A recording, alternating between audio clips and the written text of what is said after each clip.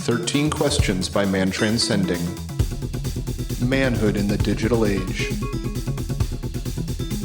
So, that was a good conversation. It was. Very good conversation. It's refreshing. Yeah, I'd say refreshing. So.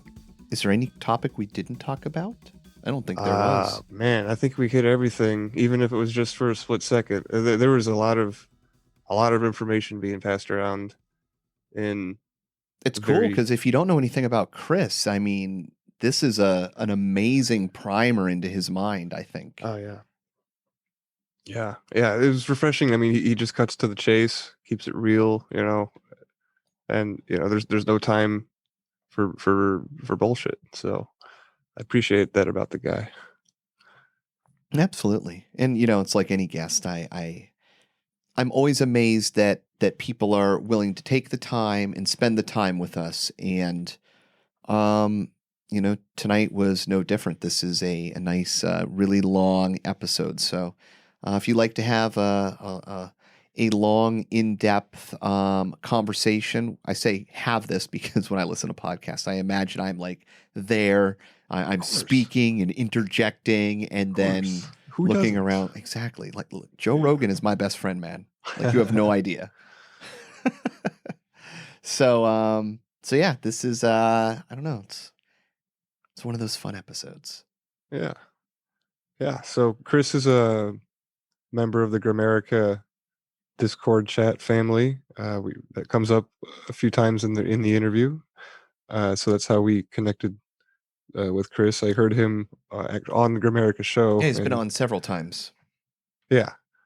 So just another member of the tribe, and so yeah, he's on the Discords. KW Barrett is his screen name. I'm B Strut. Adam is Adam Loyal. We have a Discord server for the show.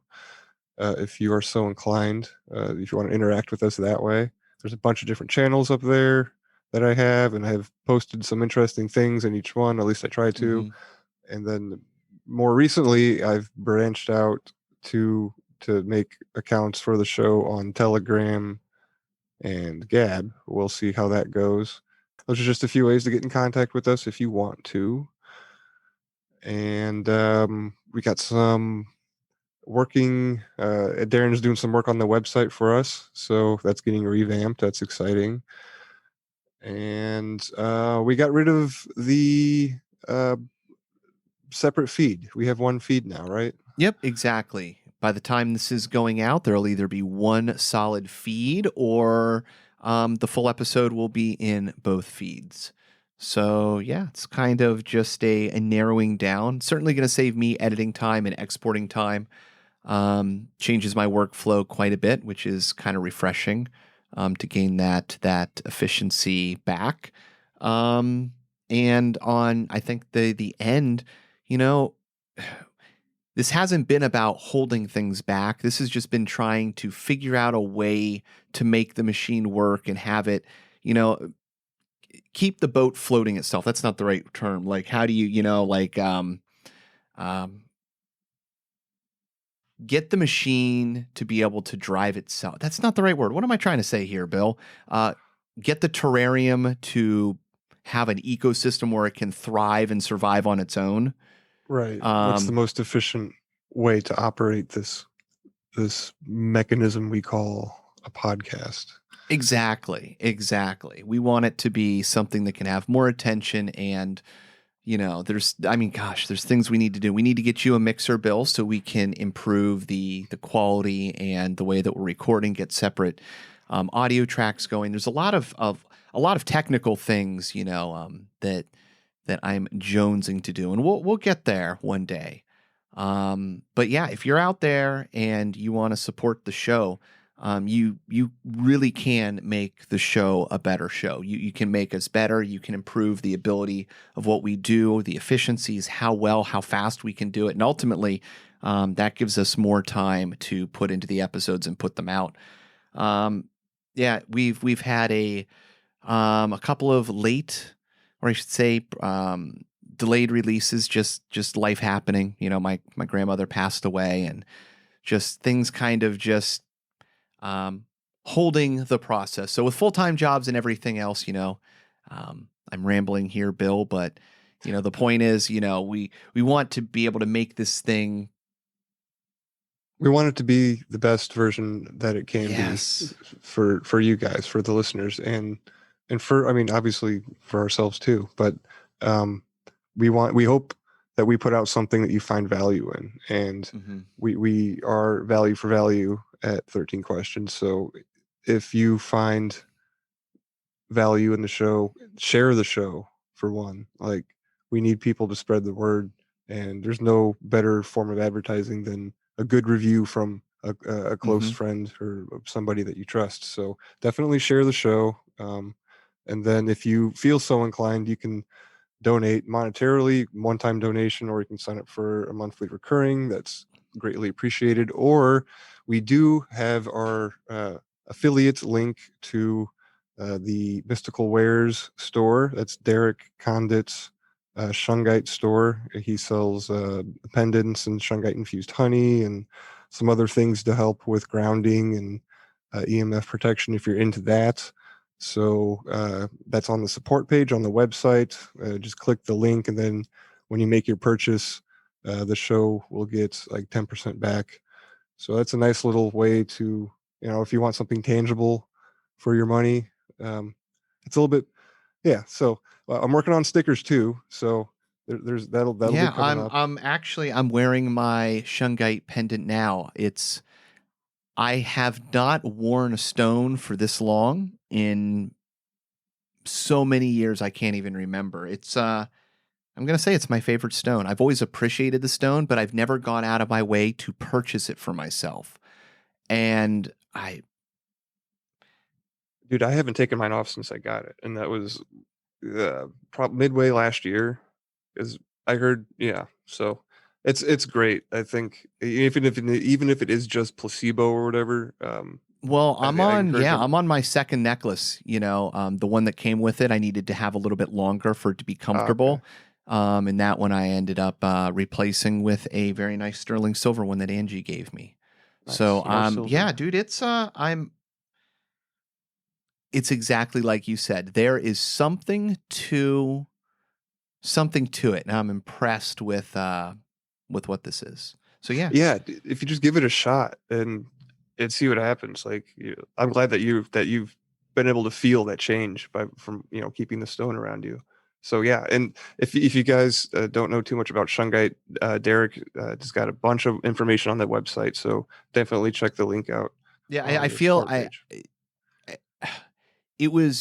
I'm always a science-based person, and I always have, and I always love when I see things that I'm really impressed with in science loop back into the metaphysical, where it's like, why would I be interested in the stone? And, when you start understanding structures and crystalline structures, and then buckyballs start coming up, like I get really just interesting from a geometric, from a mathematical, from a, a structural, from a crystalline standpoint, from a scientific standpoint. And, yeah, I don't know. Maybe that's influenced the placebo, but gosh darn it, if this is placebo, then, it's cool. It's cool. It's kind of like we were talking about, with Chris tonight. It's just these ways to kind of structure reality. The world is a mirror. So, what does that mean? There's things within the world that can be reflected, ways of thinking. And, it's really cool to kind of gamify the world like we talked about it and play. We've mentioned it in the past, like mantras. You don't have to believe in them. They just have to work. Find the levers in reality and start pushing and pulling them and see what happens. It doesn't matter if you understand what it is. It doesn't matter if you believe in what it does. You just have to see the reaction and, take advantage. So that's kind of like where I see crystals in all of that. I'm a believer, and I'm also a believer in placebo. And I don't think there's why does it matter if it's real or placebo, or they both operate at the same time? Yeah, the point is that it's efficacious. It works. Yes. So. Yeah, and maybe there's something to the fact that there needs to be a possibility that it doesn't work for it to work. I've heard this argument made with the trickster aspect of life, that there's this trickstery thing that, Bigfoot people, which is not like people that are Bigfoots, but, the Bigfoot community, that you need to go out and do knocks and do calls to elicit a response. Well, what are you doing? You're faking it until it manifests. So, I find those little correlations interesting. Considering we just got off the conversation with Chris, my mind is like kind of in that back end of reality. Yeah, fake. I mean, it kind of brings up the phrase "fake it till you make it." Puts on a new meaning to that, I guess. Fake it until it's manifested, because it's kind of what we're doing. Yeah, I don't know. Anyway, so super cool stuff going on here at the show. Hopefully, more to come in the future. Yeah, listen to this episode. It's we go into the metaphysical weeds again on this one, but it was a lot of fun. And if you're not familiar with Chris, obviously, you're going to get way more familiar with him in this episode. You can also check him out on Grimerica. He's been on there several times, and we're going to include any links that he's got, and they'll be right there. So click them. Oh, look, you learned more about him already. Right, and just to get into the gratitude segment. Before we roll into the interview, real quick, this popped up while we were talking to Chris. He was saying something along the lines of doing things just because, and what he meant by that, or the way I took it, was to be kind to yourself. Like, you're doing a thing just because you enjoy it, or something for yourself. And it reminded me of this message I have on my phone. I keep it on, so it's one of the first things that I see when I turn it on. This is "be kind to yourself," and I think that's just a good reminder. And I'm thankful, because I'm glad I'm not the only person out in the world that is talking about that. And because I think people tend to forget that it's important that we are not so hard on ourselves. So it's that's what I'm thankful. Don't take yourself too seriously. That's kind of one of the themes that I like that came up over and over. It's, not that life is a game, but there's game aspects to it. And if you treat it like a game, and you play with it like a game, and you enjoy it, then I don't know, it seems to be a little more hackable. You get to have a little more control over the results. Right? There's like little cheat codes you can use. Yeah, and you don't get down on things as much,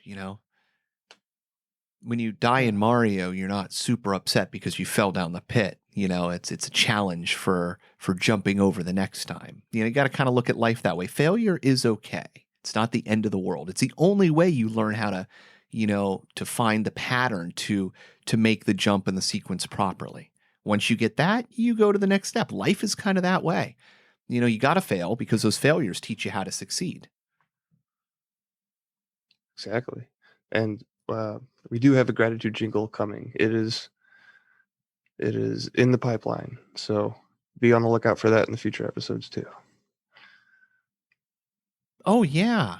I guess we could introduce that. I just need to add it to a jingle board, huh? I hadn't considered that aspect, Bill. Well, I was kind of waiting until that one guest that we're going to have on that Felix suggested. Kind of make that a special debut episode. Sounds like a plan. So what is your gratitude, Mr. Bill? Oh, it's something that Chris kind of reminded me of. He was talking about just doing things just because, just because, to be kind to yourself. Like when's the last time you did something just because like you don't need a reason to feel good and do good. It doesn't have to be an event. You can just do it and bring that experience into the universe, because why not? Yeah. So I'm thankful, because he just reminded me of that aspect. I think it's something. I have a message on my phone that pops up whenever I turn it on that says "be kind to yourself." So I guess I'm grateful to know that there's other people out in that world that are saying the same thing, because I try to. I mean, I know I've said it on the show before, but I do a horrible job of reminding myself of it. So it was just good to have that refresher. Well, it's funny because, my gratitude tonight is synchronicity. I'm incredibly gracious to have those because they let me know that there's something more. There's something going on here that is deeper and more complicated and more integral and more interactive on the base reality than I don't understand it. And that's kind of beautiful because, it means that it could be or potentially do anything. I don't have to limit my mind, on its understanding. And it was with tarot card. We were talking about tarot right before. I Yep. know you've mentioned tarot in the past, but I got a deck for Christmas and I said, hey, I've got this deck, and I started showing it to you. It's been sitting here for so many. Yeah. The point is, then we find out when we get on with Chris, Chris is getting ready to publish his own deck. And it's like, well, what are the chances that unbeknownst to me or you, that he's going to do that I'm going to mention, this to you after you mentioned it. So it's just these, like, I love those things because when you have enough of those things stack up, especially when they start to cluster and then involve numbers, and I don't know, it's really nice to know that there's something big that your brain interfaces with that affects the reality around you, or that there's a pattern there that, I don't know. It's really exciting because it means that there's more behind the scenes going on than I understand. And I love not understanding the world. Yeah, it I don't know, it's awe-inspiring to interact with something that you don't fully understand. Exactly. You know what? That's what it is. There's an interaction. You understand that there's cause and effect, that there's a correlation between your thoughts and the things that are in the world. Yeah, there's a back and forth. Absolutely. So yeah, synchronicities to me, that's what it is. You find meaning in things in the ways that you were thinking and things that you're doing and how they are represented in the world in ways that are outside your control. And it's beautiful to experience that because it lets you know that there's something greater. And I think it lets you know that you're on the right path, that you're doing something right. Like a synchro to me, synchronicity to me is kind of like a little confirmation from that you're, keep going, buddy. The universe is telling me, Yeah. It's kind of like you're playing the game hot, cold, Am I hot? Am I cold? As you're walking towards something and somebody tells you whether you're hot or cold, it's, hey, you're hot. Yeah, you're getting closer. Yeah, that's the way you do it. Here you go. It's like getting thrown a treat, if you're a cat or dog. It's like getting warmer, getting cooler. There was a name for that game growing up. I know what you're talking about. Just can't remember it. But yeah, it was another great conversation with Chris Barrett. And I hope you guys get some value out of it. Absolutely. Thank you for listening and support the show. Send us an email. Make us better.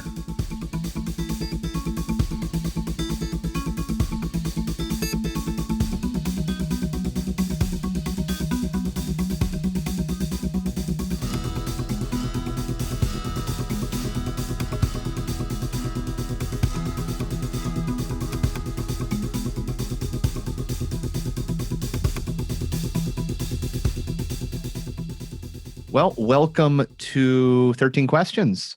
Yeah, I know you've looked over the questions and everything, so you ready to just dive on in? I've looked over them, and then I kind of purposely didn't cut myself off for them for a few days so that they would seem fresh to me. Because I think it's nice. I have ideas what I want to talk about, but I'd rather hear them fresh because I know something might come up, I'm an in the moment kind of person. Well, question 1, Chris. What was the best advice ever given to you? And would you modify it at all today? Oh my God, I had a great answer for this. I think it has to do with like rolling your tongue 9 times before you answer, because I'm an ADHD sufferer all my life. Had it really severe, obvious. Like considering that I grew up in the 80s and I should have been put on Ritalin and I wasn't. I didn't start medicating myself until like about 5 years ago. And when you have ADHD, your pre-cingulate cortex doesn't work, or your anterior cingulate cortex doesn't work, and that's the part of the brain that most people have that lets them take a beat. It makes them take a second and before, like let's say your boss, or you're in a situation that could have consequences, like you're talking to your boss or your parents or your wife. Normal people have this brain structure that works great, and it makes it so that they don't blurt out the first thing on their mind, right? People with ADHD don't have that. They don't get that honor and that pleasure. They live their life without having a brain structure that works. And so, yeah, that idea of consciously like rolling your tongue, like sort of holding a beat, like holding a 9/10 of a breath or something, just to make sure that what you're saying is what you want to say.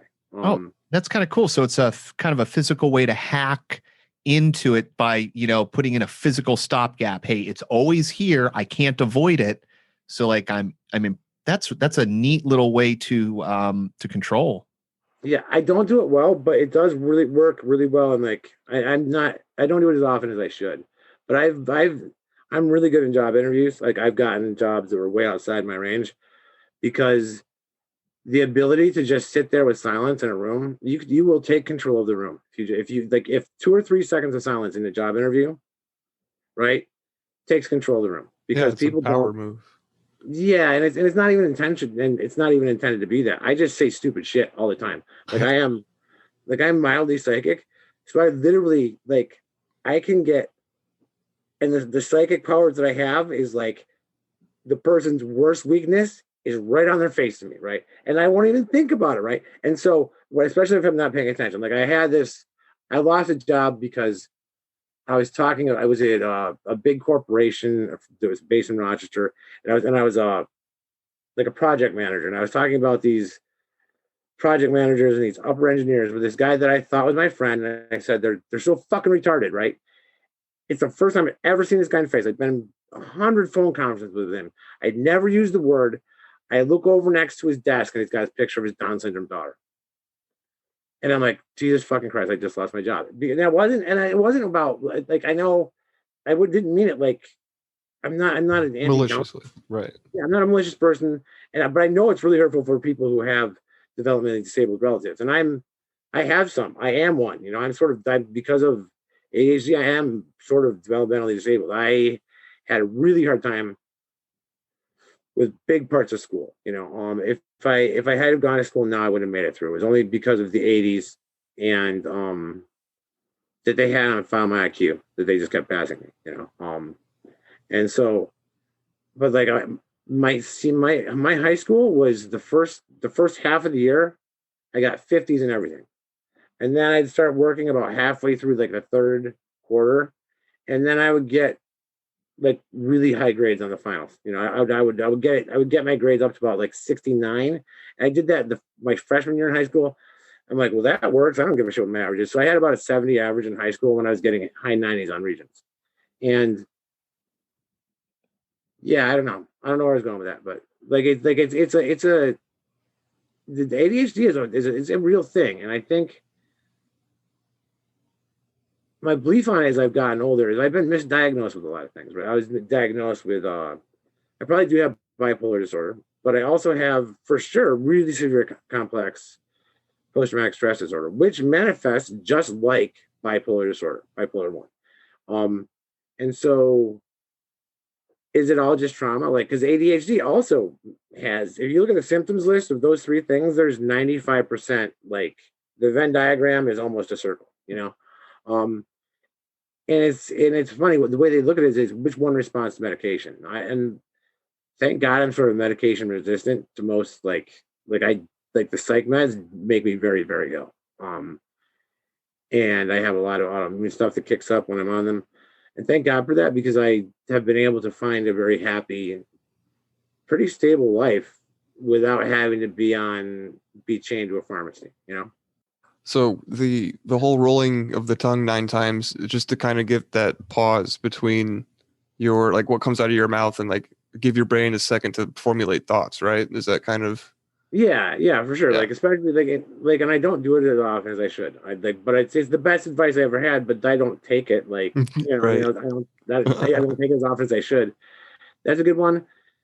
And and this isn't really a piece of advice, but it is something someone said to me, and I don't know who it was. I think it might have been like my shamanic teacher, and he said, "Love isn't what you feel, right?" He's like, "Love is attention without judgment, and that's all love is. Everything else that we believe is love. The feelings, all that other stuff, comes from that, right?" And he talked about how like that, like when, of course, like when you meet a new girl or a new lover, they're everything to you. You can't stop thinking about it. It's all you are just focused on them, right? And you're not judging because there's nothing to judge because you love them. Mhm. It isn't until some of that oxytocin wears off and all the chemical highs wear off that we start to look at the flaws in the person, right? And the minute we start judging, we stop loving, you know. And I'm not saying be with people who are shitty to you. I'm saying if like the solution to the absence of that high school pursuit is for me in all of my relationships, like with my wife, I have an amazingly passionate relationship with my wife. I'm wildly in love with her. She's beautiful. She's an awesome creative person, and she keeps me in check. And I fucking love her. And it's because I remember to go back because I can be a judgmental asshole. I can let myself go into all that crazy shit that people think.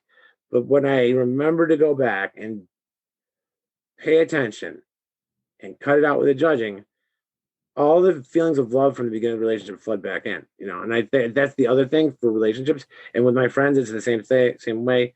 With my family, I found out through that I can't have anything to do with them because they don't ever do that. My family does not know how to love.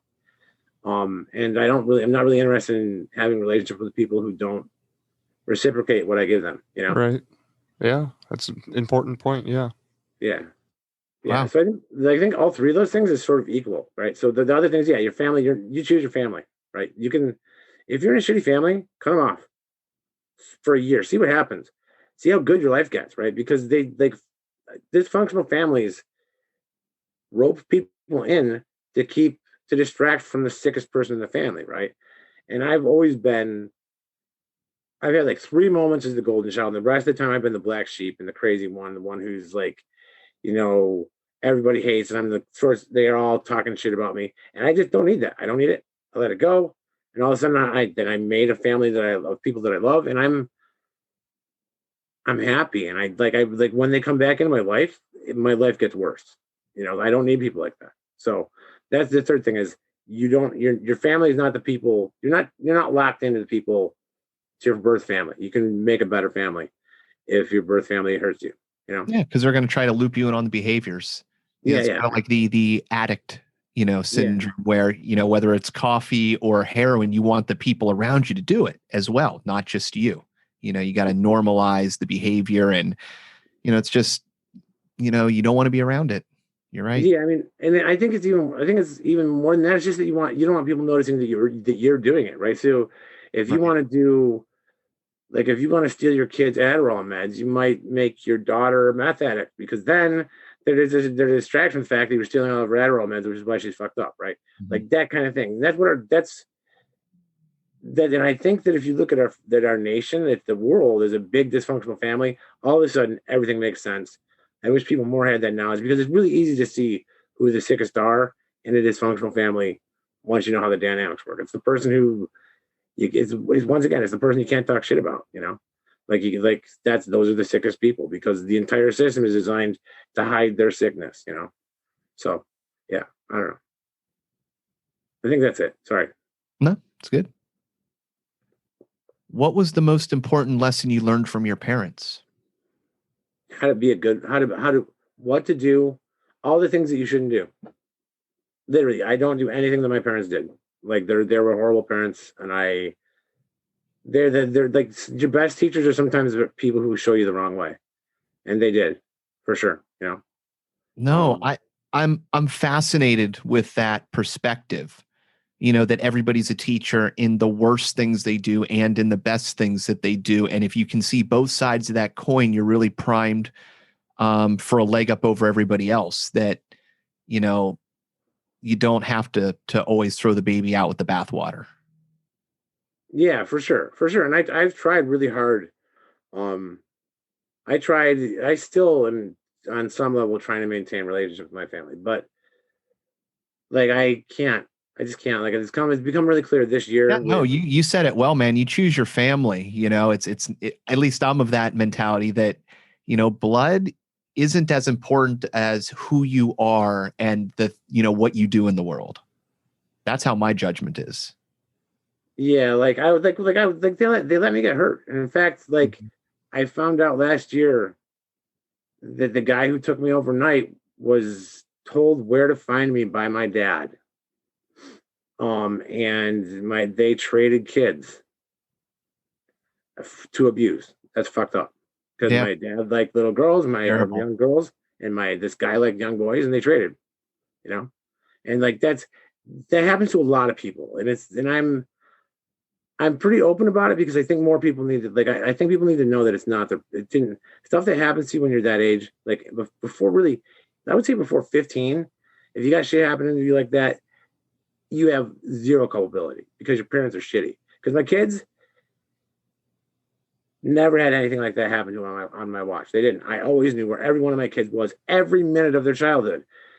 It's not that hard to do, right? So, and my kids are wonderful and super successful. Like my son is greatly successful, and my daughter is wildly successful artist. She's really talented. She's already had shows, and it's not that hard to protect children, right? And so people need to hear because a lot of people are carrying this around. It's something like 1 in 3 females and 1 in 4 boys are sexually abused by the time they're 18 years old. That's the darkness. That's the fucked upness in our society.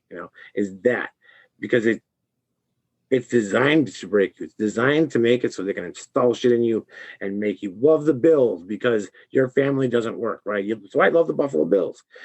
Like all these crazy connections and all these weird attachments to people things that are outside their identity, which really they make no sense to me, right?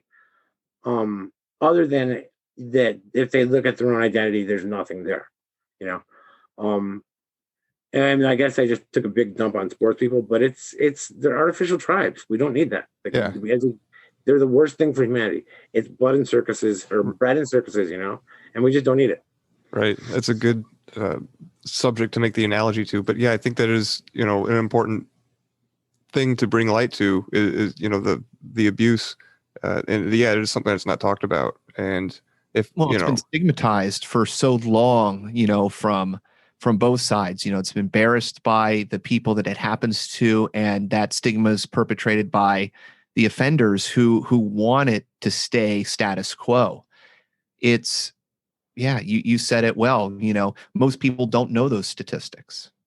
But and the guy who hurt me, like I tried to go after him. I had friends like when I was in my early 20s. He was still I still lived in my hometown. I had a friend that I grew up with who was a cop. I went and talked to him. He's like, "You can't touch him, man." He's like, "We know about him. We've been told to leave him alone." I'm like, "Are you serious?" They're like, "Well, yeah." Like to the point where we have people who help people move from the town if they can't handle that. I'm like, yeah, and it's dark, man. It's fucking really dark. And because this guy's a college professor. The town I grew up in was super sketchy. I think that a lot of the university towns are like this, but the town I grew up in is like magically sketchy. It's unbelievable, right? And when I start telling people about the people from my town, they're like, "Holy crap, that's a lot of people who are in really powerful positions now, who grew up in a little town of like 8,000 people."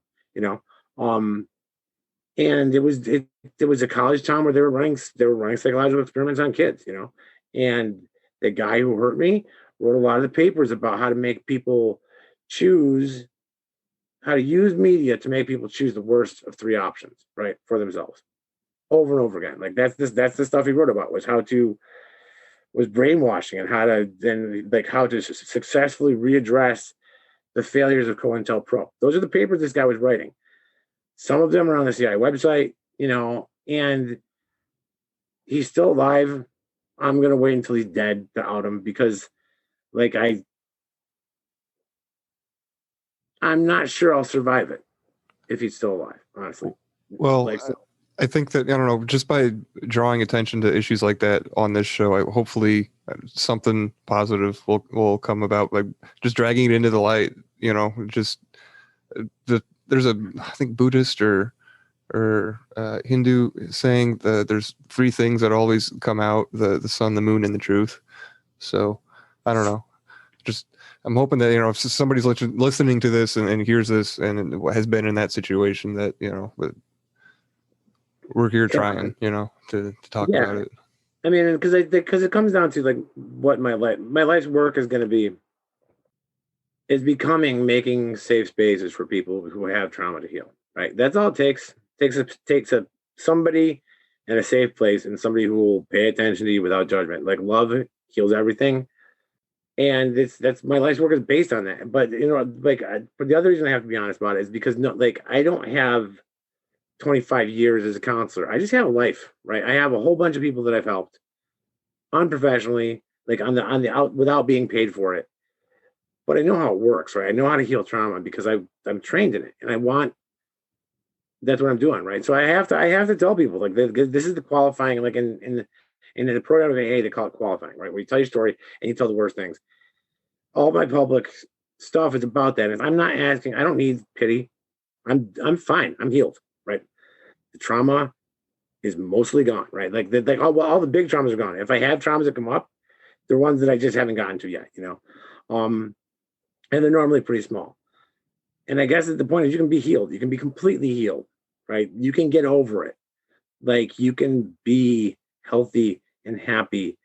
And the longer I go into this like state of healedness, the better and better my life gets. Like, and the more I just realize so much of who I was before. Like up until like 4 or 5 years ago, even was just a robot running on trauma triggers. They're triggers, right? They're things that make you respond and make you less human, right? Like because they're on some level, they're things that are attached to you from like I believe in the shamanic view of it, that there's where you have a wound, like you have something from the ocean of energy that attaches to the wound and is trying to make you more wounded, right? So they can get more of the light out of your body, and out of your soul. Because I think evil things are disconnected from God. And I think the only way they can get to like divinity is by wounding something that has divinity in it and making it leak, Does that make sense? Yeah. I'm on the same page. Yeah. Yeah. Like I don't know if I'm going too long or whatever. Like I don't like I did. No, dude, this is as long and as detailed as you want. So, I feel I have no time limit, is what I'm trying to say. All right, cool. Well, I don't want to bore people either, but so like, yeah, let's go to the next one. What book has been most influential on your life and why? That is such a big question. I had it too. I had an answer to this. And I don't know anymore. I don't. Like I think probably like something in the fantasy genre, right? I want to go to like Tolkien, but no, actually, no, I do. I know the answer. Terran Wanderer by Lloyd Alexander. That's the book. It's from this like fantasy series of 5 books. They made a bad Disney movie out of it called The Black Cauldron, like back in like the 80s or 70s maybe. And it's a book of Celtic, Welsh, mostly Welsh mythos, right? It's like a 5 series. It's like a fantasy series of chronicles. It's called the Prudean Chronicles. It's a series of 5 books about this one guy, Terran, the pig keeper, right? And that for sure, that's the one. Like actually, I remembered it because, and then why Terran the Wanderer is the one, is because in Terran Wanderer, this guy who's like the warrior hero of the story, like there's a pause in the action. They think everything's gonna be okay. It's like the middle of the story pause, and he's like, "What am I gonna do with my life?" So he goes and he learns how to be a potter, and he makes a sword, and he does all these. He just does all these things trying to figure out what he's supposed to do, and like that. I've based my life on that. I've never been like, yeah, that's who I am. I keep like that's the thing. I keep trying new things. I always I follow my interests because like if I don't, I just will be miserable. And it's like my interests have led me to be like sort of the perfect person for now, right? Like I have all the skills that I need to survive this crazy world that we live in and to help people survive it too. And I think that's because I've always been like just always looking for the other thing, right? Like I've worked as a residential counselor for developmentally disabled adults. I've worked as a graphic designer. I've worked as a project coordinator for big business. I've worked as a like tester for big digital printing presses, you know, and as a quality assurance technician. I've had so many different weird jobs. I worked for, well, the first part of my career was all working for the environment. And thank God, because I believe that with my soft heartedness, I would be all about the green movement and the Green New Deal and all that shit if I hadn't have seen what a fucking ridiculous scam that entire thing is back in like 89, 90, you know? Because we ended offshore oil drilling in the United States and we were about to end it in the world, right? And then they would not, the Gulf War happened because of that. That's why. That's the underlying reason. Because the Bushes were about to lose their entire fortune in offshore oil wells, right? They were about to have their income stream cut off.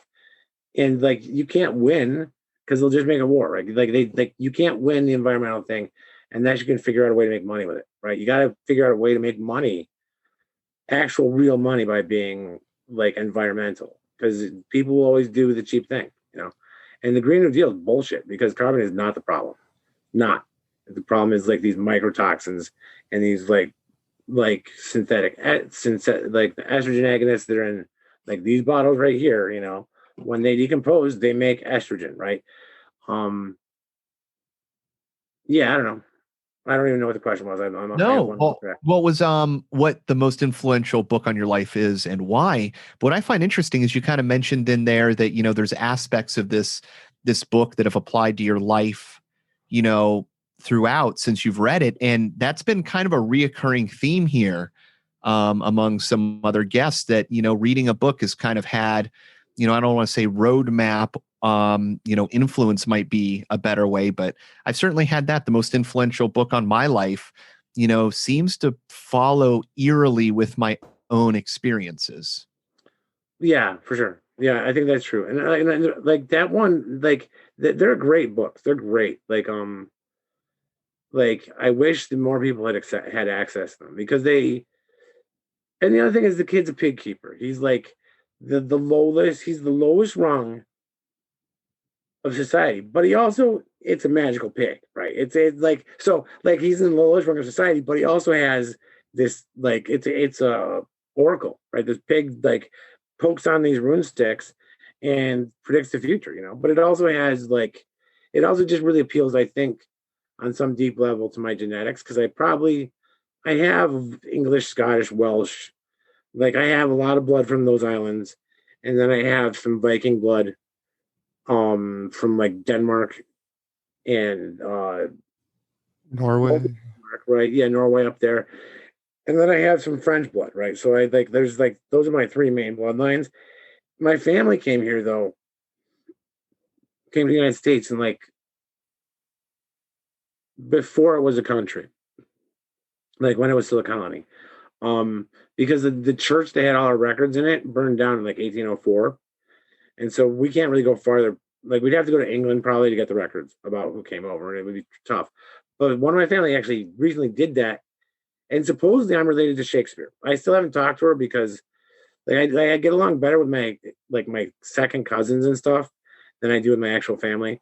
But that was one of my mom's things that like she called me up. She's like, because when I'm not talking to her, she tries to figure out ways to make me talk to her because that's what they do, right? Like codependent people, especially narcissists, always want to really back in because they have to be surrounded with people that they can pull energy from and distract attention to. Because narcissists are the same way. They're just and I feel bad for narcissists because they're really almost soulless people because they were so severely all narcissists have a really, really severe wounding almost before they can remember and before they can talk. That's the commonality between narcissistic personality disorder people. So I have a lot of sympathy for them, but the courage to look at that because it happened before memory, they're not gonna. It's really hard. They don't get better really. I've not seen a lot of narcissists get better, and my mom is one. So she calls me up and she's like, "Hey, your cousin just found out that you're related to Shakespeare." I'm like, "Okay." And like I in the conspiracy community, I've read all the like theories about, did he exist? Was he just was he a cat? Like was Kevin he a Bacon, or cabin? not Kevin, Francis Bacon. Yeah, was he Francis Yeah. Bacon? I think probably, actually knowing my experience, right? I think he was probably an uncomfortable bastard of a person who was really talented. I think he may have written for Bacon more than the other way around, because I have written for people that I can't talk about, right? I've written things for famous people, and had things stolen by famous people that I know, right? And I can't talk about it. There's a couple reasons, So, and I'm a pretty like I can write, and it's a thing, and that's what they do, right? The elite, like look at Edison and Tesla. Look at like every single major famous person has another person whose spiritual work and like creation they stole, you know. So I don't know what the story is. I think it's fun. It's funny, Say yeah, I'm a descendant of Shakespeare, yeah, right. But it's kind of cool too, Yeah, I don't know. I like it. Yeah. What daily habits or rituals do you have? That. This is the question I was like the most afraid of, because I have a bunch of really shitty daily rituals. I do, like I'm like they're like, which ones do I want? And then this is the question: Am I gonna be honest, or am I gonna tell people what I really do? And really, what I do right now, because there's so little. Like I do a lot of, I do art every day. I try to do some sort of art. I do some sort of, and my art is magic, right? Like magic is my art. My art is magic. Like that's the thing that I think people have to get, right? Is that you have to. The Simpsons predicts the future because it wrote it, because it's a hyper sigil, right? Magic and art are the same thing. And so I do magic every day. I spend a lot of time watching shows and trying to figure out what people want from their aspirations, right? Like who people really are. Because I think if you can look at what a society is feeding people for escapism, you can tell a lot about what's wrong with a society in the beginning. And I'm trying to figure that out. And I've actually got this weird sort of like, I've had these weird sort of, I'll watch a series and then the whole thing will compact into this like sort of predictive model. And then I apply it to the world and it's accurate. So I watch a lot of Netflix and shit. I smoke too many cigarettes. Um, and I spend a lot of time dealing with my anger, because I'm really angry about the world. Like I am not by any means like happy with the way our politics and the way our world's going. I live in a state where there's a bill that they're working on again to make it so they can lock up people for no reason, right? Like it's literally bullshit. Like it's all COVID based reasons, and the people that are going to lock up are going to be people like me, because I both cannot and will not wear a mask, right? Even if I could wear a mask, I won't, because I just won't do it. Like I'm stupid that way. I have a family to support. I have kids, and I would still fucking I'll have the cops called on me and argue with the cops for 45 minutes, right? Rather than put on a mask. And I've done it, You've got to, everybody's got to draw their own line somewhere. And if it's not there, then if you keep moving that line back, you're going to be up against a wall before you know it. Well, I've known, and no one here fights it, man. Like no one, like I have people thank me almost every day too. It's like I stand up on Facebook, and I stand on Facebook. I still am on there because I said I'm done with this. It's bullshit. They've literally blocked my account for 3 out of the last 7 months because of just for no reason. I don't know why. They blocked me because of posts that then when they linked it back was empty. And the reason I'm still there is because I am reaching people, right? Like and then I had like the first time I had like 6 or 7 people call me and say, "Hey, like if it'll be a shame if you're gone because all the voices are gone, and you say things I can't say that I can point out to my friends, right? But if I said if I said they were my beliefs, I would lose my job and my family, you know." And so that's the thing, right? I have people come up to me in public and say, "Thank you for not wearing a mask." I'm like, I can't wear one, man. But Why don't you just try taking yours off, right? Just take it off, see what happens. See what happens. See if anybody says anything to you. If they say something to you, put it back on. Try walking into a store every time, and just if you don't want to lie, just say, I'm exempt from that. And I'll tell you right now, I'm giving you the permission to be exempt because you're a human and you live in a common law country, and man is above the law, right? Literally, the only thing that's actually sort of exempt from bullshit laws is man, individual man, right? The guy in the store gets to have more rights than anybody else, right? The guy walking in the store, like the common, like, and I, in the common law, like this is one of the things where the people just don't get.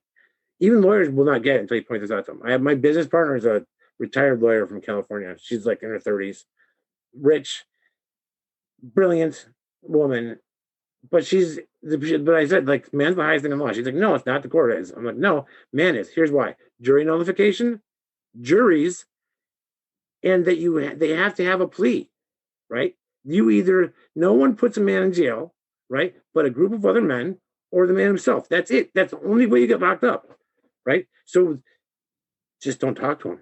Say, no, I can't do that.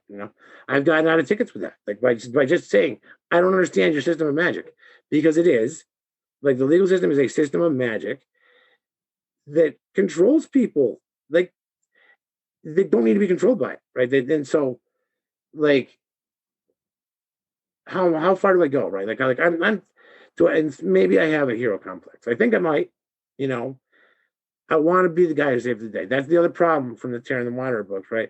Is the little pig keeper gets to save the world, right? And that's the myth of redemptive violence that I don't really think. Like, Gordon White did a beautiful show on that, and it made me rethink a lot of things, because I'm not sure violence does redeem, but I also know that sometimes there's some people who are so corrupt that the only thing they'll face is violence. I have like 4 or 5 new friends, right? For instance, with the mask thing, I don't wear masks ever, and a lot of people are really resentful of that. I like going to a store. Like, I have mostly like gas stations and places where people have to wear a mask for 2 minutes, and they're still mad that they had to put it on. I'll go in a store and people, like, on the way out of the store, people are like, why aren't you wearing a mask? And I say, I'm exempt, right? I'm like, none of your fucking business, number one, right? None of your business. HIPAA is a thing. I have medical privacy, but I will tell you, I'm medically exempt. And then they're like, well, what do you mean? Do you have a card or something? And like, after like 40 times, I just got really pissed. I have, you want to see my permission slip? It's right fucking here. You want me to come over? Come here, and I'll show it to you up close. And I swear to God, and then I'll walk up to him. They'll start walking away. I'm like, what? You want to see why I have permission, motherfucker? And like, literally, these guys, and then they're like, and then I'll slow down as I get close. I'm like, well, let me ask you a question. Why are you asking me? And they're like, well, because it's bullshit. I'm like, and if I have to wear one, you do. I'm like, no, that's not how that fucking works. If you don't want to wear a mask, don't wear one. How about that? How about it is bullshit. I will tell you. I can promise you, I will send you the studies. Give me your email. I'll send you the studies, and then you can have reasons that are bullshit too, right? That you can prove that it's bullshit to people, right? And because you realize the studies that I'm reading sort of make it look like those masks are growing bacteria right next to people's faces, and just from my general observation of the areas of the world where they have the highest mask compliance, and then I point out some towns locally that are like, the rich towns where everybody's very Democrat and they go along with anything. Like, there's places where people are still walking, they're jogging outside in 30-degree weather with a face mask on, or 90-degree weather. They're wearing a face mask when they're like by themselves, and there's no one driving down the road. You see them, there's no one for 200 feet in either direction. They still have the face mask on. Those places here have the highest level of sickness. The place like the Bay Area in California has the highest level of sickness, right? Those people are getting sick from masks. It's obvious. But they're not going to do any studies on that because they're just fucking assholes. Yeah, that's already been proven, because masks cause bacterial pneumonia, which is the same problem they ran into in 1918 with the Spanish flu. Everybody's wearing masks. Yes, Fauci wrote about it, and it's obvious, right? It's just fucking obvious. Smell the fucking thing after you've worn it for a day, right? Smell it. Like, that's what I say. I say, like, and if you can't smell it, have your friend smell it and have them tell you how it smells. Because I guarantee you, it doesn't smell like your breath. It smells like something else. It smells like rotten fucking bacteria, the kind of things that grows on corpses, right? You need to, and they're like, oh, it smells like coffee breath. I'm like, no, humans don't have coffee breath. Like that coffee you're smelling is ammonia, right? Which is part of what grows on one of the byproducts of organic tissue degrading. It's not something that people should normally smell like. And I have like 4 or 5 new friends with people that I threaten to beat the fuck out of. Like Well, I like that I you're offering solutions at the end of the, I- at the end of the confrontation, you're saying, let me show you what I've been reading. And so that, you're leaving it on a constructive note. well, yeah. I mean, I do transform it, but like the other thing is I'm pointing their anger because everybody's angry. They don't know who to be angry at, right? Because they're programmed to trust these white coats, right? These fucking dirty white coated scientism priest scumbags who lie about data, who like understand that most people don't understand what a p-value is, right? Or what a confidence interval is, right? And they'll say, the p-value is 1.2 with a confidence interval of 95%, which literally means everything I'm saying is a lie, right? So so I can say masks are going to guarantee that people get better and that we're going to get through this virus in a month. Everybody masks up and everybody isolates with a p-value of 1.2, confidence level 95%. That literally means the exact opposite of all the words that came before it, right? The exact opposite. Because if your p-value is over 1, both sides of the original hypothesis are equally valiant. Like 1 is where they're equal. 1.2 is more likely that what I'm saying is a lie. And people don't know how to read that. And they'll send me these studies, and I'm like, please read this one paragraph on what p-value does, right? And then read this study again and look at the statements that they're using to say that we need to mask up and isolate and cut down interstate travel, because there's no fucking scientific, there's none that says that it's going to make it better, right? There's just zero. Doesn't exist. Is the p-value, is that probability in like statistics, right? Or is that something different? Well, it's the probability of these original hypotheses. Like it's the Right. probability of variance from the original hypothesis, right? So with your p-value, I'm pretty sure, and maybe I'm getting this backwards because I've been avoiding doing this, but I'm pretty sure like the one you want is 0.05. Yeah, your p-value has to be 0.05 to be the zero, right? It's the probability that based on the data that there is a variance from what your hypothesis is, right? So if it's 0, that means that your hypothesis is true. The bigger the number gets, it means that the more places that the data gets sloppy, that could lead to your hypothesis not being true. I'm pretty sure that's right. I should probably look it up, and maybe I'll be wrong and have to have you go back and cut this out because I do not want to give people wrong advice. But I've looked it up over and over again, and actually, I math and statistics, because of the way my brain works, I have to go back and make sure, like every couple of weeks, of my knowledge, because I have had multiple brain injuries, and there's some types of things that I can't remember very long.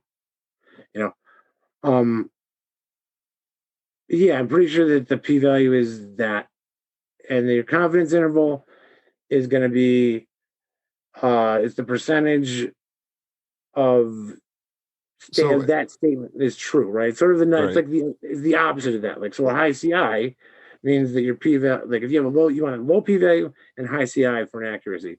And the reason I'm pretty sure that it is low because I remember reading that the way the highest p-value that they used to make medical decisions on for like medical advice, the highest one was 0.05. So like if you have 1.2 as the p-value and you're locking people in their homes, you're a fucking criminal. Period.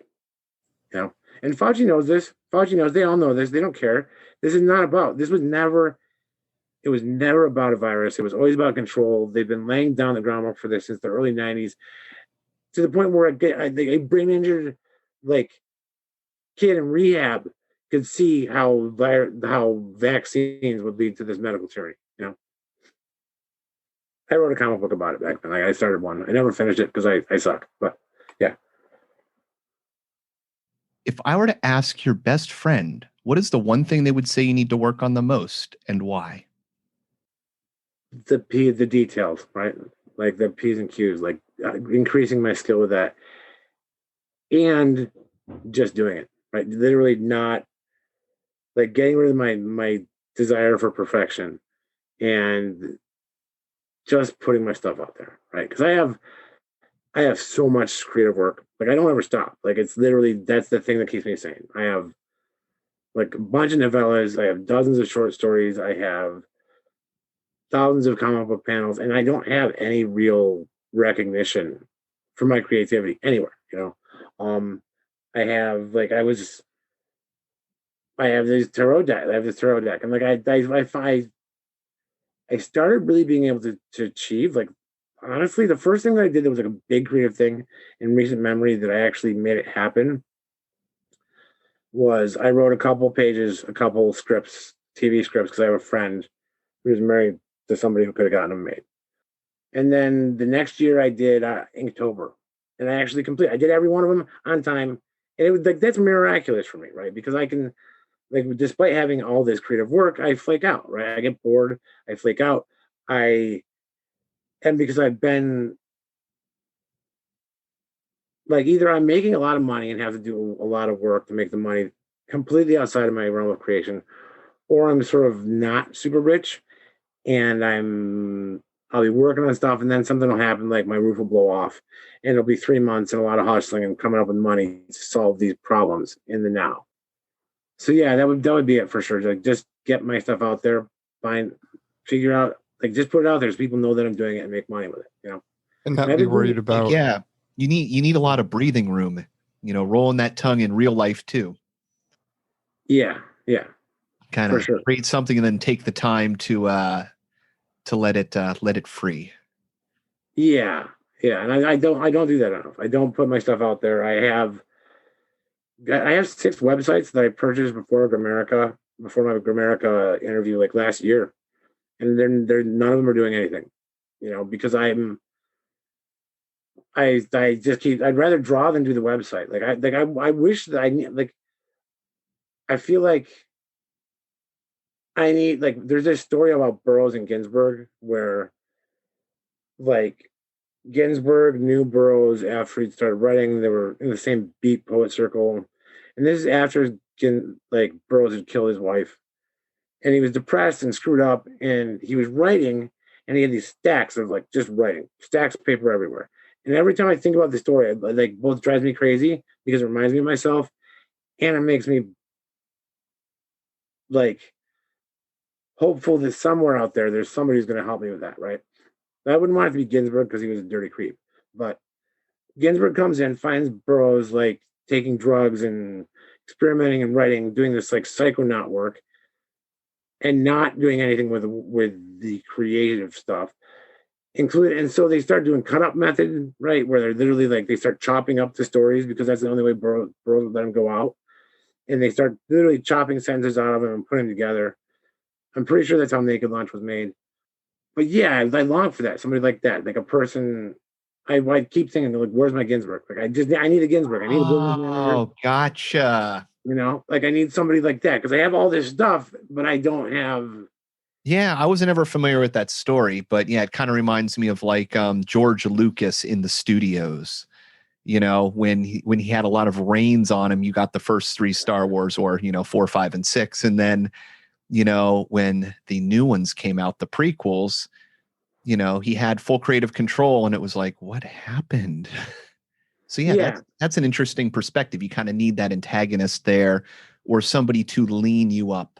Well, yeah, it's not even for Burroughs. It wasn't an antagonist. It was a person who said, "You're going to be evicted. You're like he had money, but he was blowing through he had an inheritance and a trust. Like that's the thing you don't know about Burroughs, right? Burroughs comes from a super rich family, which is why he could live this junkie life because he always had money coming in. But he was still about to wreck everything. And Ginsberg was like, Burroughs was so corrupt as a human being that he accepted all of Ginsberg's pederasty, right? And so like Ginsberg helped him get published. Burroughs doesn't exist as an author without Ginsberg. And Burroughs is like, we owe him a lot. We really do. Like he there's a lot of things that are still working because he was a wizard, right? He was a magician. He was like the Temple of Psychic Youth was part of his thing. Like he was behind a lot of these like counterculture movements that made it so we could all be more free as humans, right? The problem is there was nobody to put the brakes on his bullshit because now the only way you can have any meaning and any worth in life is if you're sort of a fringe person, and that's dumb, right? Because there's lots of normal people who want to have normal lives, and the freaks shouldn't. The normal people shouldn't be able to kill the freaks. That's what we've got, right? Like the work I did in high school, getting beat up all the time. Like our generation, like the generation of people who are over like 30 and 40 are the people who made it so that kids now can go through high school and like wherever they want and nobody bothers them, right?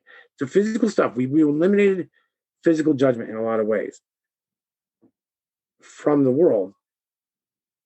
But now it's like it's gone too far, right? It's gone too far into this like libertine, like this whole I think about it magically, right? Like do what thou will is the whole the law, love under law. Like that's bullshit, right? Because it should be, and it always has been, and it harm none, do what thou will, right? As long as you don't hurt somebody, do what you want to do, right? That is literally the entire spiritual tradition of every major magic order to the beginnings of time, because it only makes sense, right?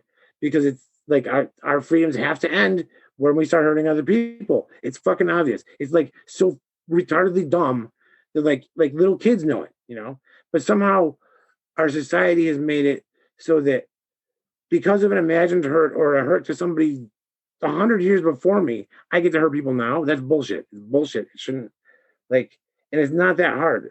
But they want us. We to keep control. They have to get us to believe in lack, right? Lack doesn't exist. This lack exists in a closed system. The universe is not closed in any way, shape, or form. It is infinite in every direction. So there's no lack. There is no scarcity of anything anywhere in the universe, right?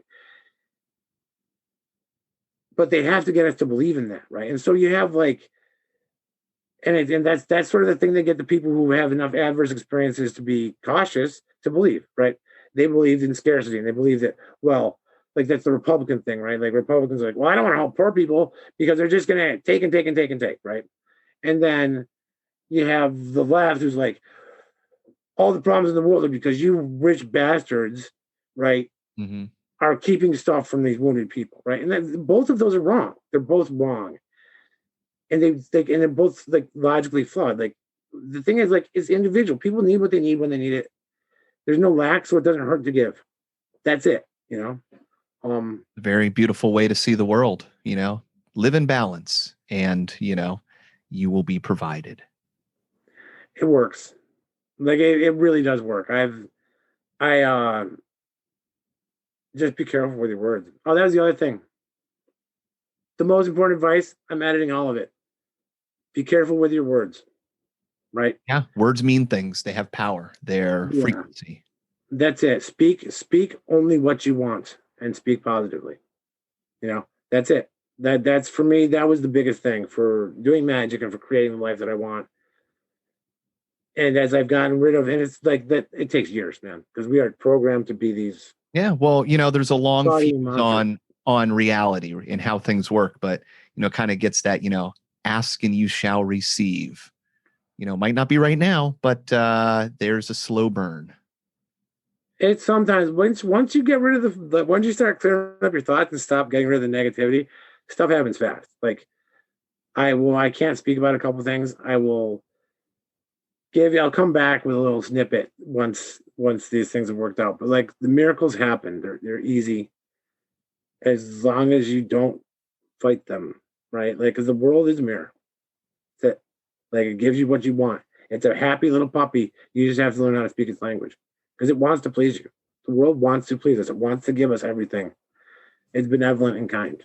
You mentioned controlling your thoughts, and I know that thoughts and emotions go hand in hand. In my mind, emotions are kind of like the fuel that powers, the thoughts, or that, it's the animating force behind it. So when you can control your thoughts, and I mean this in a way of like when you like, for example, like when you wake up from sleeping and you have like a song stuck in your head. Well, it's not like you just heard that song, but somewhere out there, you know, you latched onto that frequency. Now you have this, what do you call it? A worm in your ear. Yeah, And then it's like, where did that come from? What if I can use that space in which that thought is contained, that is being, you know, controlled by entertainment, by whatever this music industry is that just popped in my head? Like, what if I can use that space and conduct it in a more productive way, and in a way that is more in line with my own will and not the will of whoever this singer is or whatever. Does that make sense? yeah, it does. And when I say control thoughts, I mean, not even control, because like you're gonna fail, right? Stop thinking bad thoughts about yourself. Be gentle. Make a committed effort to be gentle to yourself and other people, right? Be gentle. Like, because like I bet you if you went through this, I still have a bunch of negative statements that I probably have said already, because I'm a human and I was programmed to be negative about myself because of our society. The more you can notice that, right? And be aware and sit with it, right? And that's why meditation is important. When I'm drawing, I can't just meditate, I draw, right? Because it's too boring. I have to be doing something. But when I'm drawing, I'm sort of actively creating this positive space, and I'm also listening, right? So like I will hear things, it's like I hear things about parts of drawings, or like things will go wrong. And those, when like it's all about just noticing it, right? Just be like, yeah, I hear you, whatever, right? Like that's not true. Like, but we're taught to treat each other like shit and to treat ourselves first like shit. We're the first victim of society, right? Like society makes us all the person who jails ourselves. Like, so I'm sort of beyond narcissism now, because narcissism says we're each other's jailers, right? That we all jail each other, which is true. But really, it's that we jail ourselves, right? We keep ourselves in these boxes. We believe untrue things about ourselves without evidence, right? Or with not enough evidence, considering how miraculous each of us is. Yeah, I don't know. Sorry, that I just jumped in all the way back to the first It's all question. good, man. It's all good. That's how my brain works, though. It's these big circles, and it like goes around and catches meaning, and then goes around again. So, like, it's part of the reason I don't do great in corporate environments. It's all good. It's how I function too. Cool. What are you most curious about? Oh, I'm super curious, like what the solution is, right? Like how to really fix it. I really want to know how to fix it. I think I know, but I want to know if it's going to work, and I want to know why. Like why? Like I don't understand. I still like I don't understand. I don't understand psychotic people. I don't understand narcissists. I don't get people who can't see the suffering of others. And I'm curious about it. Like I know I can explain it, right? But like how does that work? How does it work in your head to not be able to see it? Like how does, like I know why they're like that. Like I can explain. I know what they think, right? But like how can people exist in that space, right? Like how can they do that? And I want to know when I'm gonna get my Millennium Falcon. That's what I really want to know. I want my Millennium Falcon. Supposedly this life. But supposedly Key was true also. So I don't know. But I think they have all the stuff, right? They have 0-point energy. Like, and if they have 0-point energy, they have anti-grav tech, and they can make me a Millennium Falcon. Oh yeah, the government's been releasing a bunch of stuff lately. Yeah, I want my Millennium Falcon. That's what I want, right? Like it's past 2020. We need flying the cars. vest is not an accident. It's out of the question. Like it's not an accident. There's one guy who wears a black vest. He's my favorite, and like he's also a rebel and a subconscious force user, right? Like, come on, is a Han Solo not a force user? How can you fly like that? How can you not fly a Jedi if you don't have access to the force? Like that's the beauty of that whole thing, right? Han Solo is the key to Star Wars, right? Like you think it's Luke. No, it's always Han Solo. It's always Han Solo. It's always the guy you don't know. The hero in the stories is always the companion, right? The hero of The Hobbit, right, is Samwise Gamgee. It's not Frodo. Frodo's a piece of shit. He doesn't make it there without Samwise Gamgee. Like the hero of Star Wars is actually not even Han Solo. It's Chewbacca, right? Like that's the hero. That's the guy who doesn't complain and does whatever is necessary to save his fucking friend's life. That's the hero. Then we have all these flashy fucking heroes, right? We don't need those guys. We need a world of Samwise Gamgees and Chewbaccas, you know, and maybe some Han Solos because they're funny, you know. But yeah. I love all those analogies. It's awesome. Yes. That's why I was having a hard time with which piece of fiction like most affected me because it's all of it. I just right. I would and you know and I don't know. Oh no, of course. Well, you know, George Lucas poured so much mythology into that from, you know, the real world and in archetypes that there's a reason that film resonated and did what it did and holds so much power in it because it's based on truths and reality. Most people don't see it, but it's there. No, yeah, he was neighbors with Joseph Campbell. Like they knew each other. Exactly. Yeah. Like, and Joseph Campbell read the script and said, "No, you need something here." Like he made it a perfect hero's journey, you know. And so George Lucas had a guy. Right? Where's my guy? I need a guy. I need somebody to come in. If you're out there and you're good at working and you're not super like, you know what, a fond of creativity that's just a big fucking mess, but you want somebody like that to work with. I am here. I am prolific. I just can't get anything done. So there you go. That's my request to the universe for help. Nice. Let's hope that that comes sooner than later. It's on its way. All right. So I'm all over the place. Go. That's all good. We're good. What was the most embarrassing or the most humbling experience of your life?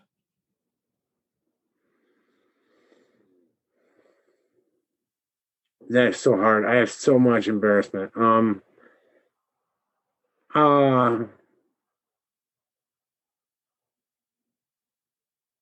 Or humbling. Yeah, like I'm trying to think when I've been humbled. I don't know if I was aware I was being humbled at the time though. Maybe like for humbling, probably, you know, probably my kids being born. You know, like that's the cliche answer, but it's also true, right? Like, because I was involved in making that thing, and then honestly watching them, like both their lives, my kids' lives are the most humbling thing because they're fucking amazing, right? Like they're just my favorite humans, you know, and I'm really blessed to have the opportunity to get to be the person who lets to give these humans a place to grow and turn into who they're supposed to be. It's really humbling, and they're all better at me that at anything that they try to do than I've ever been. So, like, I have two amazing artist daughters. My son is like, he's making like bank as a coder on an internship that's been held over like for a year after it was supposed to end. They just kept him on as a part-time employee and pay him a ton of money to code. Like they're successful. And it's humbling to me that I was able to be part of that. That's phenomenal. It's like every parent's greatest wish, right? Make your kids better and experience better than you. Yeah, that's all I wanted. Like that's literally all I wanted. I wanted to not fail. I wanted to not be my parents, right? I wanted to not cripple a person who was talented. That's cool, man. You passed on an upgrade. I think I may. Well, we'll see. I mean, obviously there's stuff I fucked them up with, like, but I think it's less harmful stuff than the stuff I was left with, right? I wish I could remember the poem. There's this great poem. It's like a limerick that's like a limerick. It's 12 lines. It's by somebody famous. And then like the last line is it, so we can fuck them up again, right? So it's about like you have kids and you try to do better than your parents, but in the end you're gonna fuck up your kids in a different way, maybe worse, right? And so we don't know. But kind of like you said before, you're also teaching them what not to do. And if you teach them the same way that you learned to see both sides of that, then ultimately, that's when you can look back and see people for who they were with their flaws and understand that, we're all flawed and we're all getting better and we all got stuff to work on. So in the annals of time, we're on a long road of self-improvement. All you have to do is watch old movies and see how things have changed in our record. We don't see it because, our record is the memory of what we have in our world around us, and it can seem pretty hideous. But, yeah, you're I don't know how to put it. You're balancing the energy, or you're shock absorbing it, over time, it's getting less and less. Yeah, like that's the hope, right? That's the hope for the future, And I think our kids are almost there. They're all like, luckily, a lot of kids from this generation have parents who are involved with magic. Honestly, there's been a magical revival unlike anything we've ever seen because of quantum physics and pop Yeah. magic, and you know, like unfortunately, like the people who are magicians in the public eye, like Donald Trump, like people don't get that Trump was doing magic. He wasn't lying, right? Like the whole New Thought thing is speak what you want into reality, right? So all those things, those 2,600 lies, when they were told they were lies, look at right before COVID, right? How many of the lies from the first 3 years of administration were still lies right before COVID, right? Not a lot of them. They were like, we did have the best economy. We did have like all these things. America was great. He had made a great America again. There was opportunity for little people, big businesses. There's lots of articles about how small businesses were starting to compete with big businesses, and people wanted the small businesses because they could trust them more. We were on track for this like beautiful fucking future, and then the dirtbags with the Rockefeller money just said, no, no, no. The future is you being slaves forever, right? And of course, they're not going to win, right? They don't get to win. And like the big battle is the last battle is always the worst one, you know. But it just sucks. It sucks that like they had to keep trying, right? That they just had to keep being dirty, I don't know. Yeah, I guess that's it. I don't even know if I answered that question. No, there's no wrong answers. These are deep introspective questions. So, it's kind of, the philosophical. The question is the answer. Well, there is no wrong answer. Yeah. What is your greatest fear, and how did you overcome it, if you have? My greatest fear is becoming my father. Like that, I'm do not want to be that man. Like he became evil, right? Like he was an okay dad for a long time, but it was mostly because I was a shield, right? Like I'm like the most soft-hearted of my family, so he kept me close. I've always had this sort of really strong moral compass. So if I was willing to tolerate him, he couldn't have been bad, right? People knew me. They knew I have this hero complex. I have a strong moral compass. I don't let people hurt little people. And my dad is a fucking pervert, right? And I couldn't see it for years. For fucking years, I couldn't see it. So, what was the question again? So I can frame the rest of the response, right? What is your greatest fear? Oh yeah, being that man, being a man who will just use love and loyalty just to fucking be a piece of shit. Like literally just destroying people, keeping people that I love down. Like I don't want to do any of that stuff, right? Looking back at my parents, I've seen assist like they sabotaged my entire life, right? They gave me wrong advice, right? And I've always been like I've been broken, right? I'm the ADHD kid. I'm the black sheep of the family. They gave me wrong advice all the fucking time. Whenever I took their advice, my life got worse. And yeah, just being a person who hurts people they love like that. Just it terrifies me, right? Just like I don't want to like, and I know I'm not going to be, but like, Yeah, no, I can still see that it's, yeah, there's something that you don't want to be so much that if there was anything to fear, it would be that. Which is kind of cool because, it means that all the other things that people, would classically fear, it seems that you're armored pretty well. yeah, I'd kill myself like that. I won't ever be that because I kill myself. If I had some revelation someday that I was that guy, I'd kill myself. Um, which has nothing to do with the time over the summer when I almost killed myself and was saved by a dog because that was just absolute despair. Because I knew that this was coming, right? I know. I wrote a comic book called the Grid Runner Chronicles. Grid stands for General Regions of Immunological Defense. I wrote it in 1993, right? About how it's going to get to the point where we're going to have smugglers moving shit back and forth across state lines, right, in this country because people are so afraid of a virus that doesn't exist. And that's Wow. like the punchline is the virus doesn't exist.